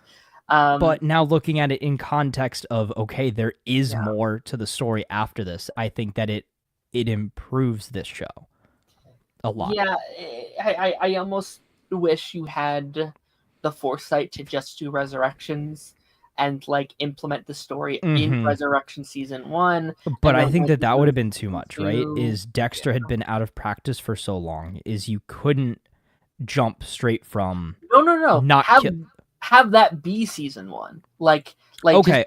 Just have the plan. Like what we got in Resurrection, that's season 2, right? So like you could have it, but you almost, but in a lot of ways though, but you couldn't do that though without the season ending with Harrison thinking that he killed his father, right? Is because that is literally the crux of Resurrection. Sure. Right? Is so you have to have that ending for Resurrection to be as impactful. I agree. As it is. I think you can still have that scene though and it not be the fun. Like I think the way it's placed is like, oh, he is dead, that is the end, good night. I think that's the problem for a lot of people is like, wait, that's how you end it? But if you do that as a narrative choice where it's like, oh, the season ends with Harrison shooting his father, he thinks he's dead, we know he's not. Like maybe you have to see with like his hand twitching or something, or maybe like, holy shit, where does it go? But like I think you can pace season 1 a lot better knowing that it's not the end. Like they were doing so many storylines where it's like this happens, so this happens, now we have to wrap it up here. It's like you skipped like at least 4 to 5 like story arcs of whatever. You could have done 2 seasons in this like little place. Like you could have done 2 seasons. What is it? New York. It's still New York, but like that side of it. Yeah. And then you jump Iron over Lake, to Iron Lake. 2 seasons there, and then 2 seasons in the main city in season 2, and then 5 and 6 you can go North Dakota. I don't know, somewhere else, and tell that story there or something. But I think all that's fair. There is a lot I enjoy. Like you said, Mr. Krabs. I loved him a lot. Mr. Krabs. He was my first favorite villain in a long time. Like I think he was my favorite since season 4. And it was the first time that they'd ever done a masked villain. Because for half the season you didn't know who the villain was. Like you saw them, but we did kind of a CW style masked character. You kind of did that with Brian a little bit. Like he didn't wear an actual mask, but he was a mystery. Yeah, I feel like that was well. Yeah, you're right. There was some mystery to that. Yeah. I won't take too much time on it. My number 6 is Original Sin. I fucked with Original Sin a lot. Actually, I had so much fun with that show. I don't think the show could. Like, I think the show had every right to just kind of tune it in and just kind of do whatever if they wanted to. And I have never seen a show I've never seen a spin-off show, or I guess a prequel show, make so much sense to me than Dexter. Like it just kind of writes itself in terms of the characters and wanting to see these characters in a bigger light. If it's Harry, or if it's Deb, if it's Dexter himself. And a lot of these characters, and I do think it takes a couple episodes getting used to it because it does feel like cosplay at first. It definitely does feel like, oh, they're putting it on. But once you kind of settle into these characters, it's like, oh, I kind of in some ways even like you more than I thought I would. I highlight Deb. I was so impressed how deep and emotionally driven Deb was. I like Harry more because of this. I do actually think Dexter is probably one of the lower points of the season because he doesn't completely feel like Dexter to me. He kind of feels like, I don't know, like an alternate Dexter where he Like has he feels almost personality. he almost feels too suave to be Yeah, Dexter. Like he feels like season 8 he's too Dexter. well put together. Yeah, Yeah.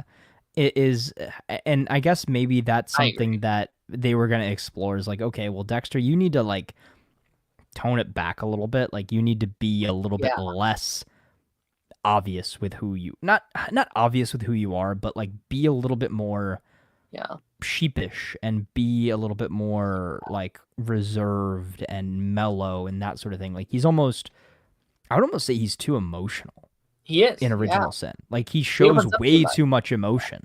Which maybe that was a part of the plan, right? Like maybe that was Mm-hmm. part of his journey. But Like like, and again, he smiles more in one episode than Dexter smiles in an entire season in the which original I series. would And maybe love that's just the him. actor, which by the way, I love the actor and it's great That's that he great. is Yeah. yeah, and it's great that he's going to be he's James Bond in the new James Bond game. Yes. Yeah. Like I think that's a great step up Yeah. even. But Which, yeah, like, I would love it if it was like an original character. Like, I think he's hilarious. Like, there's a scene like he's at the restaurant. It's like, yeah, I want this and this and this and this and this. That's just for me. What do you want? Like that yeah, stuff. yeah, Or, like I use my that clip episode is all the funny time. too. But it's like that's not Dexter. That's Yeah. not how he acts. But again, maybe it was the plan. Maybe he was like, Well, I mean, there's it is, but it's he's basically who Dexter is when we meet him in Resurrection, right. right? Like I think Original Sin Dexter and Resurrection Dexter, as far as like comedy and personality and emotion, are Funny to see ever. almost one and the same. Yeah. But how did he go from that to Right. I feel nothing, I have no emotion, I can't even cry during a TV show, Yeah. to then back to that, right? I There's a agree. little bit of a disconnect, Like and he's there's like, also quite a bit of if you look too deeply into it too, there's so many plot holes. oh So many yeah, plot holes that yeah, Original yeah. Sin creates. I still loved it a lot though. I I had did too. hell of a great time with it, even though a lot of it doesn't make sense and stuff like that. I'm gutted we're not getting a season 2. I wanted that a lot. Yeah. But it is what it is at this point. Yeah, let's move on to our top 5. Top Top 5. All right. Woo! Starting off the top 5 very strongly here. Okay. Dexter Resurrection is my number 5. Okay. And so the big reason I can't put it any higher is that Resurrection would mean nothing without the original 4 seasons of the show. I think Resurrection, as much of a love letter as it is to the series as a whole, you can tell that it is a specific love letter to those original 4 seasons. Yeah, it is. Yeah. And that starts just with the ghosts that visit Dexter at the beginning of the season. That stems from the callbacks and the references that we get and the further explorations of certain things and explanations of certain things that maybe we have missed throughout the years. Like, yes, there's elements, Harrison, and we get some, closure on Hannah and all of these things, but at its core, this is just a return to form for Dexter. It is an appreciation of everything that came before. I think we have a great, window into that with Leon Prater's character. Is he's almost like the audience insert of like, how would it be if you met your heroes, kind of, right? Is like you meet these people, you meet all these killers, you have all of these, artifacts and elements, and he knows so much about these characters and about these people. And it just, again, is just seeing Dexter after New Blood become Dexter again was so satisfying. It is one of the strongest, most well put together seasons of this series. Yeah. But again, the reason why it is only at number 5 and I can't rank it any higher is because if I had somebody just watch this show without watching the previous Dexter seasons, they'd be like, yeah, this is great television, but like, why should I care about these characters? Why should I care about these elements? Is you have to have that background for it to be as impactful and for it to be as important as it felt for us. Yeah. That's fair. I I don't have Resurrections yet. Mine's a bit higher, Okay. personally. What's your number 5? I don't think you're gonna like where I placed this, and it was higher previously, and I do think it went down one letter as I've sat with it a bit more. I have Okay. season 3 of Dexter. Dexter Okay. season 3. Okay. I get that.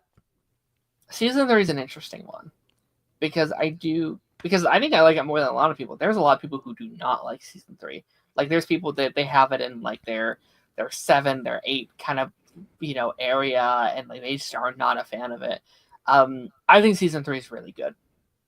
I think specifically for Miguel. I think Miguel does kind of carry the season on his back a little bit. I think he really single-handedly does he is the reason why this season works, and like Dexter's dynamic with it.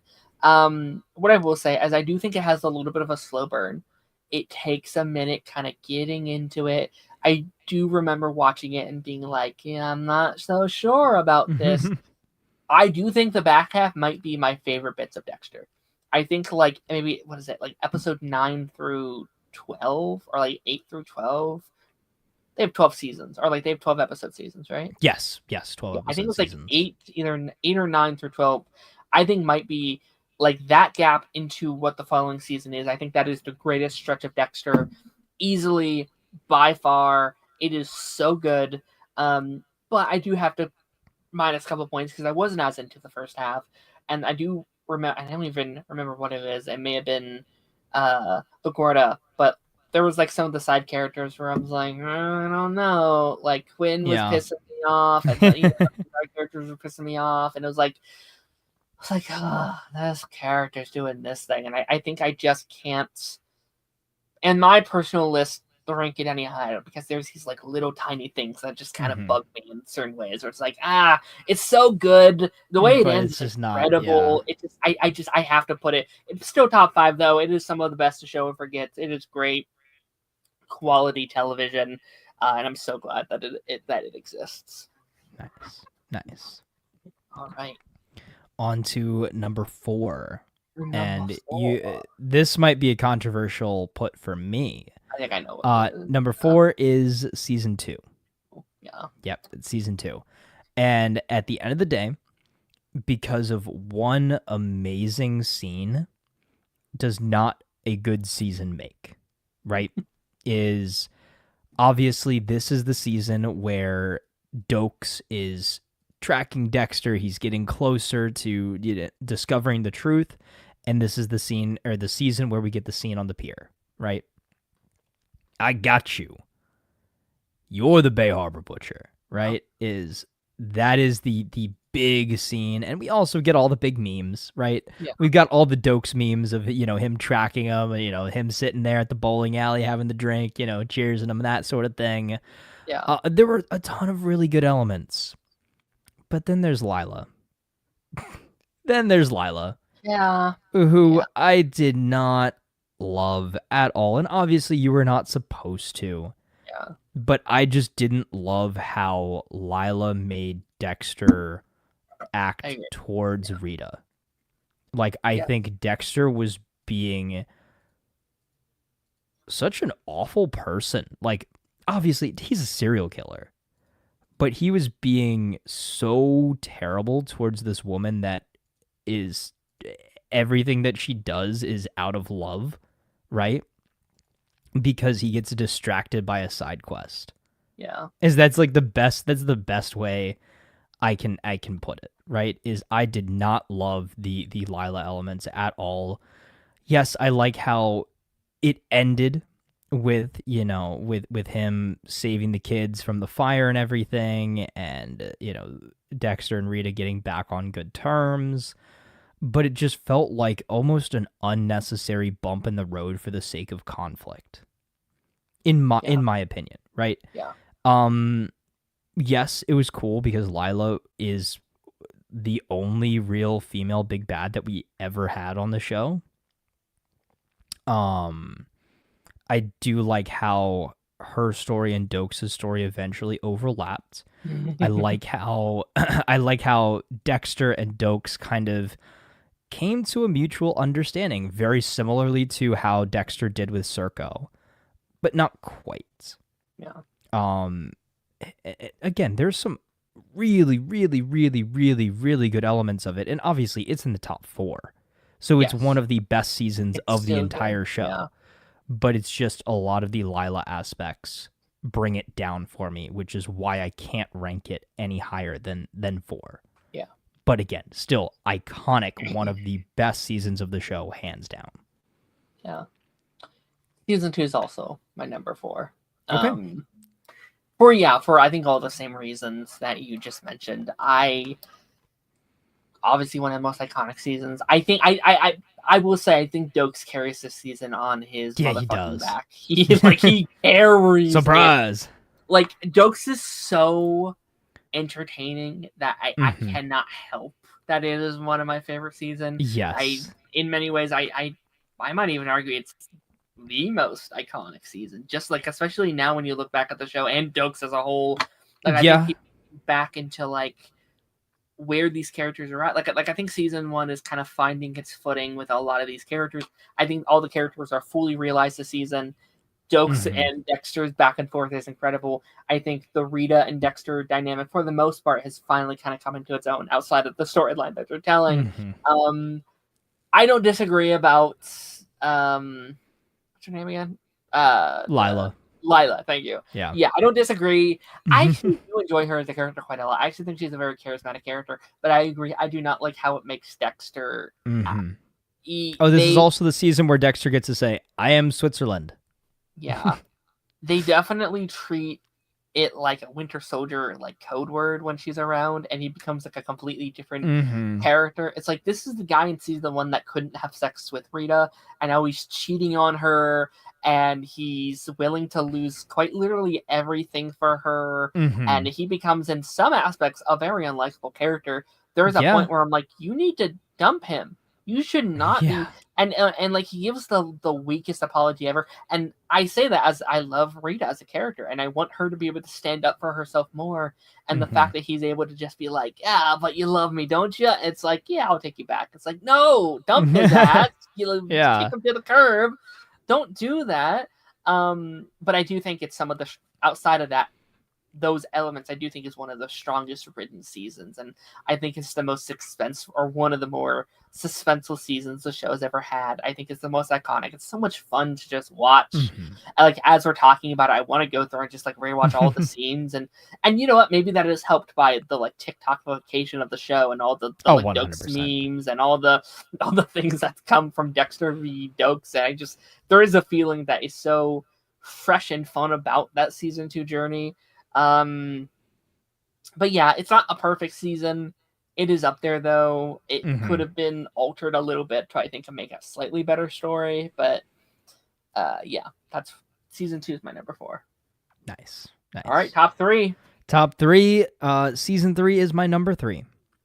Okay. I enjoyed Miguel a lot, and I think it's because I like Jimmy Smits as an actor quite a bit. Is like, come on, Bail Organa, like, but I think the aspects of this season of Dexter very much so just trying to cover his butt the whole time and falling deeper and deeper into this lie and this this unlikely friendship, right? Is Dexter once again kind of accidentally becomes friends with the big bad of the season, and he lets Miguel get way too close and lets him, into way too many aspects of his life.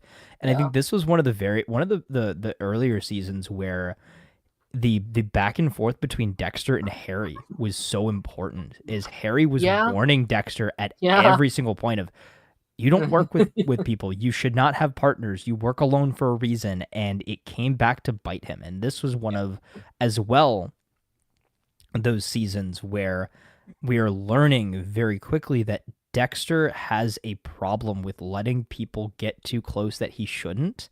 And then that resulting in deaths that shouldn't be there, or, complicating things that should not be as complicated. I like the setup of the beginning of the season as well. Is we think Dexter has killed an innocent person, right? Is we think that Dexter has broken the code, and that kind of shifts his whole mindset on life.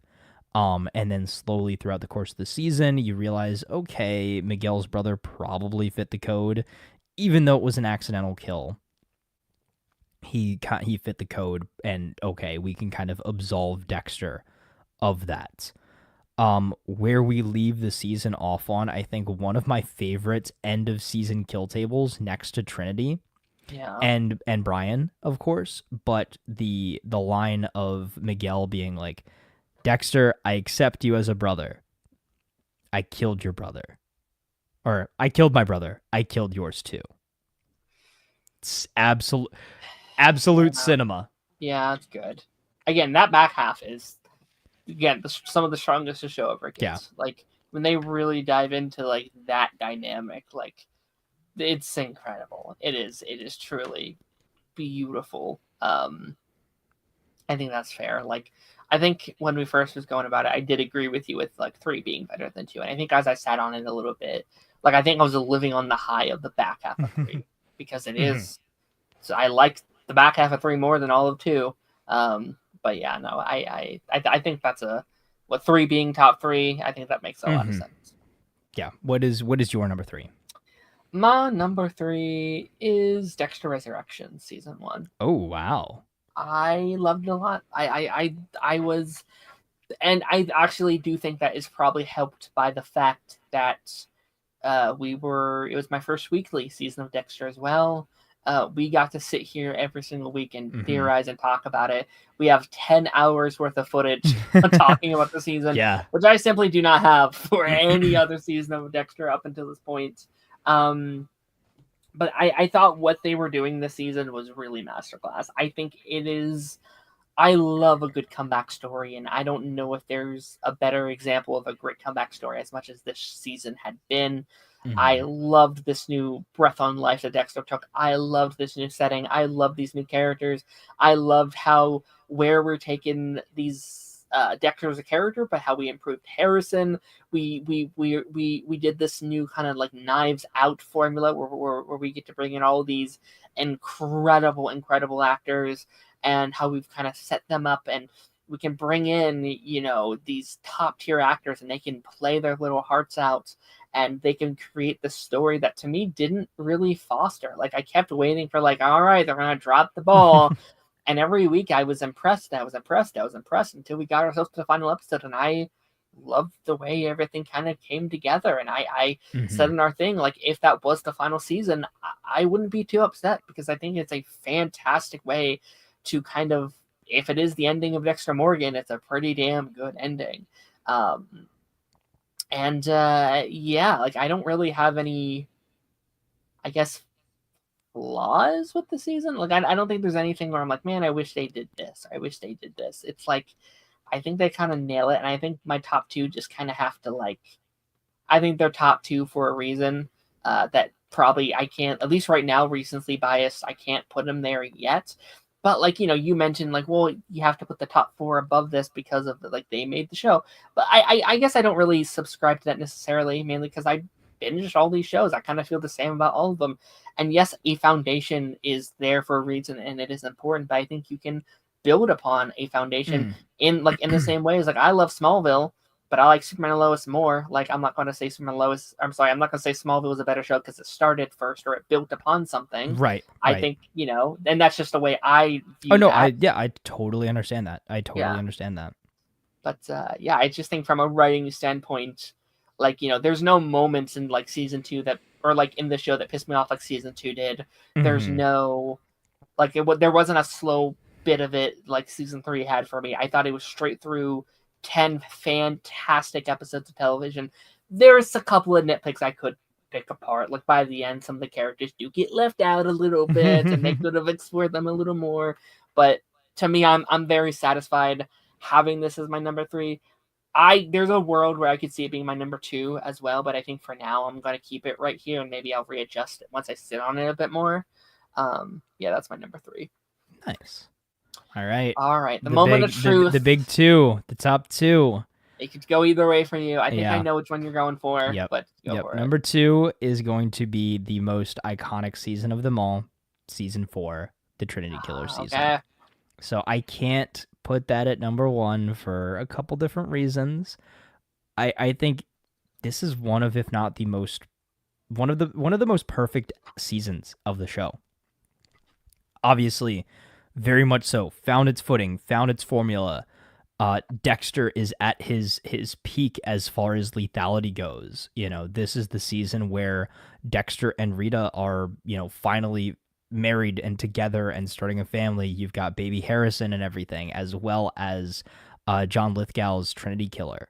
You get to bring back Special Agent Lundy into the mix and everything. And I think the investigation side of this season, investigating Trinity, and Dexter being a big, massive part of that investigation, but also trying to throw Miami Metro off of it because he wants to learn as much as he can. And this was the biggest example of Dexter keeping his villain alive too long, playing with his food, as Harry would say, right? Is he left Trinity alive longer than he should have, and it came back to bite him. This is the season, of course, where we get Rita's death. I wonder if Rita's looking at the same moon at the same time. Yeah. Love this season. Love so many elements of it. It is, I think, one of the most quotable seasons as well. You will always have people quoting, the Rita and the Rita Moon scene. You will always have people quoting Hello, Dexter Morgan. Yeah. Like, it is such a good season. I think it is really the peak of the show. I don't think after season 4, the show never reached that peak ever again. It will. No, it won't. Even with Resurrection, it didn't quite hit that peak that we were at with season 4. I would say maybe my only nitpick is that Rita didn't get a massive story this season outside of she was going to die. Yeah, I didn't like Rita on season 4 either. They really underserved her. It was. And was this this was also the season where cheating season. She cheated? Yeah, she cheated on him with the neighbor for a minute. Off. Right before he dies too. I was like, yeah, what are we doing? Again, that's one of those elements of conflict for the sake of conflict. I think it's so hard for shows to just have a healthy relationship because they want to have drama for one reason or another. Like, yes, obviously that's realistic. Like, nothing is going to be like, perfect all the time. I still think, obviously, the best show to do relationships is Superman and Lois. Yeah. Because there was never a road bump, never a rocky moment. It was these characters are together, and that's that. Well, I'd argue there were, but it's about how they handled them and how they were able to talk about their well, not like the traditional, in the traditional sense of like, there's a love triangle, or are you cheating on me, and like that kind of stuff is like, which is silly high school Riverdale, Yeah, like, not to go down that rabbit hole, but like I love where, like, especially Lois would do this a lot, where it's like, I feel this way, I'm mad at you, I'm gonna go calm down, and then I'll come back and talk to you. Whereas, like, she is just saying how she feels in a way that's like constructive and good for a relationship, instead of being like hiding it and being like, oh, should I tell him? It's like, no, you should. You're married, you should tell him. Exactly. Yeah, is again in a very similar way to how Dexter was being stupid back in season 2. Rita made some kind of stupid choices this season as well. But again, which I would have kind of been okay with if they set it up a little bit more. Like, I kind of do like the idea that he is so consumed by his family that he's letting his family slip through his cracks.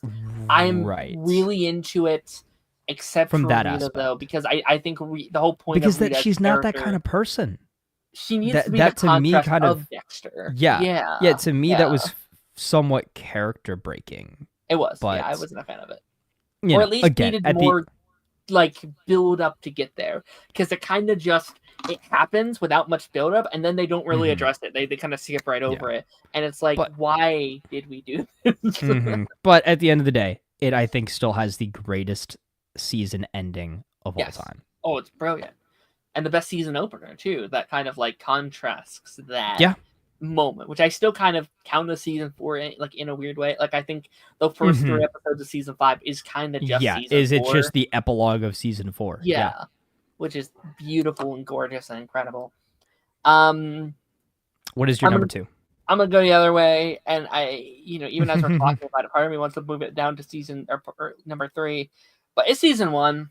I like season 1 a lot. Season 1 is a great season of TV. I really do think so. It is a very simple season of TV, and I sometimes think that makes it really good, or makes it better. It is setting that foundation for what needs to be done. It is telling this very brilliant story with his brother and this backstory, and you're saying down all the elements that need to be told going into the season. We're setting everything up. Not everything is kind of where I love it yet. I think they're still experimenting with Deb and Lagrota and all these various things, but I do think the main story and how simple it is and how that synergy that you love from Dexter is really spawned from this season. I think the pilot's incredible. And while it's not my favorite season, I do think it's one of the best one of the best written and one of the best produced, and it's like such a clean and simple season that it has to kind of be at the top of your list. I stand by it. I still don't love Brian as much as most people. I think he's a great villain. I think he's a good villain. I don't think he's a great villain personally. I wanted a bit more at the end there. I think maybe you could have had maybe one extra episode to fully flesh out this season and take it to another level. But it's nitpicking at this point. It is a brilliant season of TV, and there's a reason why 11 seasons later we are still talking about Dexter, because they do such a brilliant job at writing these characters and writing this world and creating this dynamic that you want to come back to do season after season after season after season. And again, I could see me maybe switching Resurrections in this, because I do think I might slightly like Resurrection maybe a little bit more sometimes. But no, it's season 1 for a reason. It's classic. Okay. And then that's going to transition you well into your number 1. I yep. think. Number 1 has got to be season 1 for me. I mean, it's not only is it where it all began, but my favorite villain of the entire series, Brian Moser, aka the Ice Truck Killer. I think that just the mystery elements of this season, we had kind of mentioned this previously. Yes, he's not a masked character, but there's a lot of mystery to be, divulged in this season. We're kind of thrown into an already established world as well. Dexter is a functioning serial killer already. He's at the top of his game, and we're just, joining in on the story now, because this is the first time that he's had a big bad. I love the back and forth. I love the notes. I love the, be patient, Barbie, be patient, Barbie. Soon we'll share a cold one. And dear Ken, why the cold shoulder? All of those little elements were so good. Yeah. And I just think it's played so well, by these two incredible actors. I just think it's such a good jumping off point. Yes, the show is so different in season 2, 3, 4, and onwards than it is in season 1. It's very obvious that this is the pilot season. Yes. Yeah. But it's so good, and it has such a good emotional ending, with Dexter having to choose between his adopted sister and his blood brother. Yes, that is a decision that haunts him to the present day. It is, yeah. As we still have, Brian still visits him from time to time. Visited him in season 6. Visits him at the end of Resurrection, and still thinks about him. Yeah, he still thinks about him no matter what. But it's great to see, though, is that carry on in Resurrection. Yeah. He's like, no, I did make the right choice in killing you. It was a tough choice to make, but I stand by my decision that it was the right decision. Agreed. Which is so powerful. But yeah, I mean, this was the introduction to the show for most people. Yeah. And I every time I think about favorite character, favorite season 1, Brian Moser, for sure. Fair. Yeah. End of story. I'm in the minority, I think, when it comes to Brian and season 1. I think it's season 1s are sometimes really hard for me, because I think they're either usually my favorites or they can struggle because sometimes I love like the development of characters, and like I love seeing kind of like I'm sort of like Ted Lasso. I'm not sure if you've seen like Ted Lasso at all, but it's like season one's obviously the best season, but the characters I love aren't the characters yet until like season 2 and season 3. So it's hard for me to like rank some like again, like I don't love Deb in season 1 that much. I love her in season 2. You know what I mean? And same Yeah. goes for like LaGuardia. Like I don't love her that much in season 1. Season 2 and 3, I do. You know, season 7, you know what I mean? So I think like but that's kind of the joy of television is you get to watch those journeys and they have to start somewhere. And yeah, Yeah. I think you're on the money. I think that's a fair number one. And I won't talk about too much because I think you went over everything. Season 4, I think, is easily the peak for me. I think it is very slowly like riding that's not a word, riding to my favorite seasons of TV list. Like this is probably the only season of the show I'd put on that particular list where it is like a masterclass in television. I thought I was blown away with what the story they were telling that season, with Dexter and his growth, with where they were taking. I felt like this was a real, genuinely great season for Deb, and Quinn was my first season I actually kind of liked of him before they kind of go a different direction with him. And Angel's really good this season, and like they are really firing on all cylinders. And of course Arthur is probably one of the best TV villains of all time at this point. Now, like I feel like now that I've seen him as the villain, I could be like, oh yeah, that's this like DLC of a villain that I never knew existed until now, and now he's climbing the ranks of one of the greatest villains of all time. And I'm gutted. Someone said earlier, I heard the Trinity prequel was canceled. It seems like that's most likely going to be the case at this point. But yeah, like everything they were building to Rita's ultimate death by the end of the series, and how they connected it to Deb and to Dexter, and where we take it in those first several episodes of season 5. It is a brilliant piece of television. And yeah, it will never be peaked. I will be shocked. I don't think there's any I think Resurrection can get close. It got pretty close in season 1 for me. It got up there for sure. It's my number 2 or 3. But like it's great for a reason. It's iconic for a reason. It is the most iconic season of the show, I think, by far. And I think it's helped by the fact that like this is everything the show was building towards. Season 1, 2, and 3 is a slow climb. You are on this roller coaster ride when you're going up slowly, a little higher, a little higher. Season 4, you are going down the roller coaster. You have received your reward. Season 4 only works because of everything they've been building up to, and now you have planted your seeds, and now you can pick your crop. It is there, and it is a brilliant season from start to finish. Again, outside of the Rita shit that pissed me off at the end of the season, that was like I was so mad about that for a whole episode. I was like, I can't believe that almost deterred it for a sec. I was like, no, it's fine. It's just this one little major thing that bothers me. Everything else is very good though. Yeah.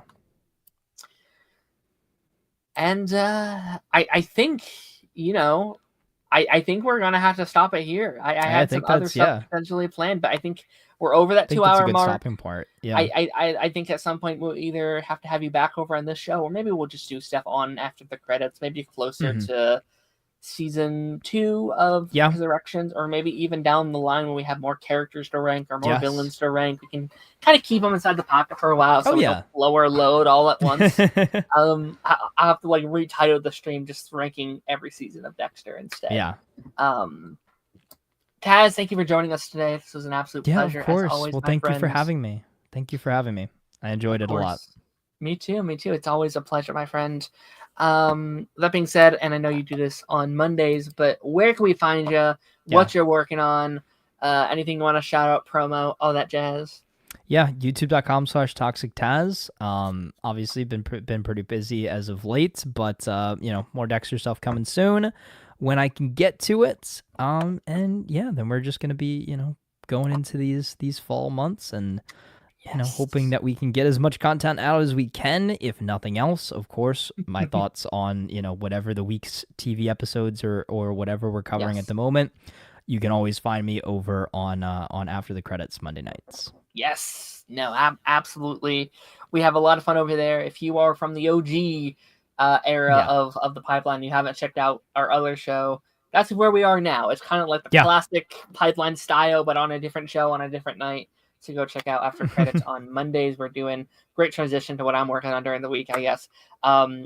This week, After the Credits, 7:30 this week, or 7:30 this week, we have the Peacemaker penultimate episode. We have more Gen V. Probably some like miscellaneous stuff we might pick up, but that's what we're working on. And then pipeline next, hopefully maybe Thursday, we are continuing our MCU retrospective series, jumping into the spookier side with Doctor Strange 2016 and Not As Spooky Guardians of the Galaxy Volume 2. So that'll be a very fun double feature. Should be my buddy Jake to be joining us next week if all scheduling goes according to plan. And without further ado, ladies and gentlemen, I will catch you guys on the flip side.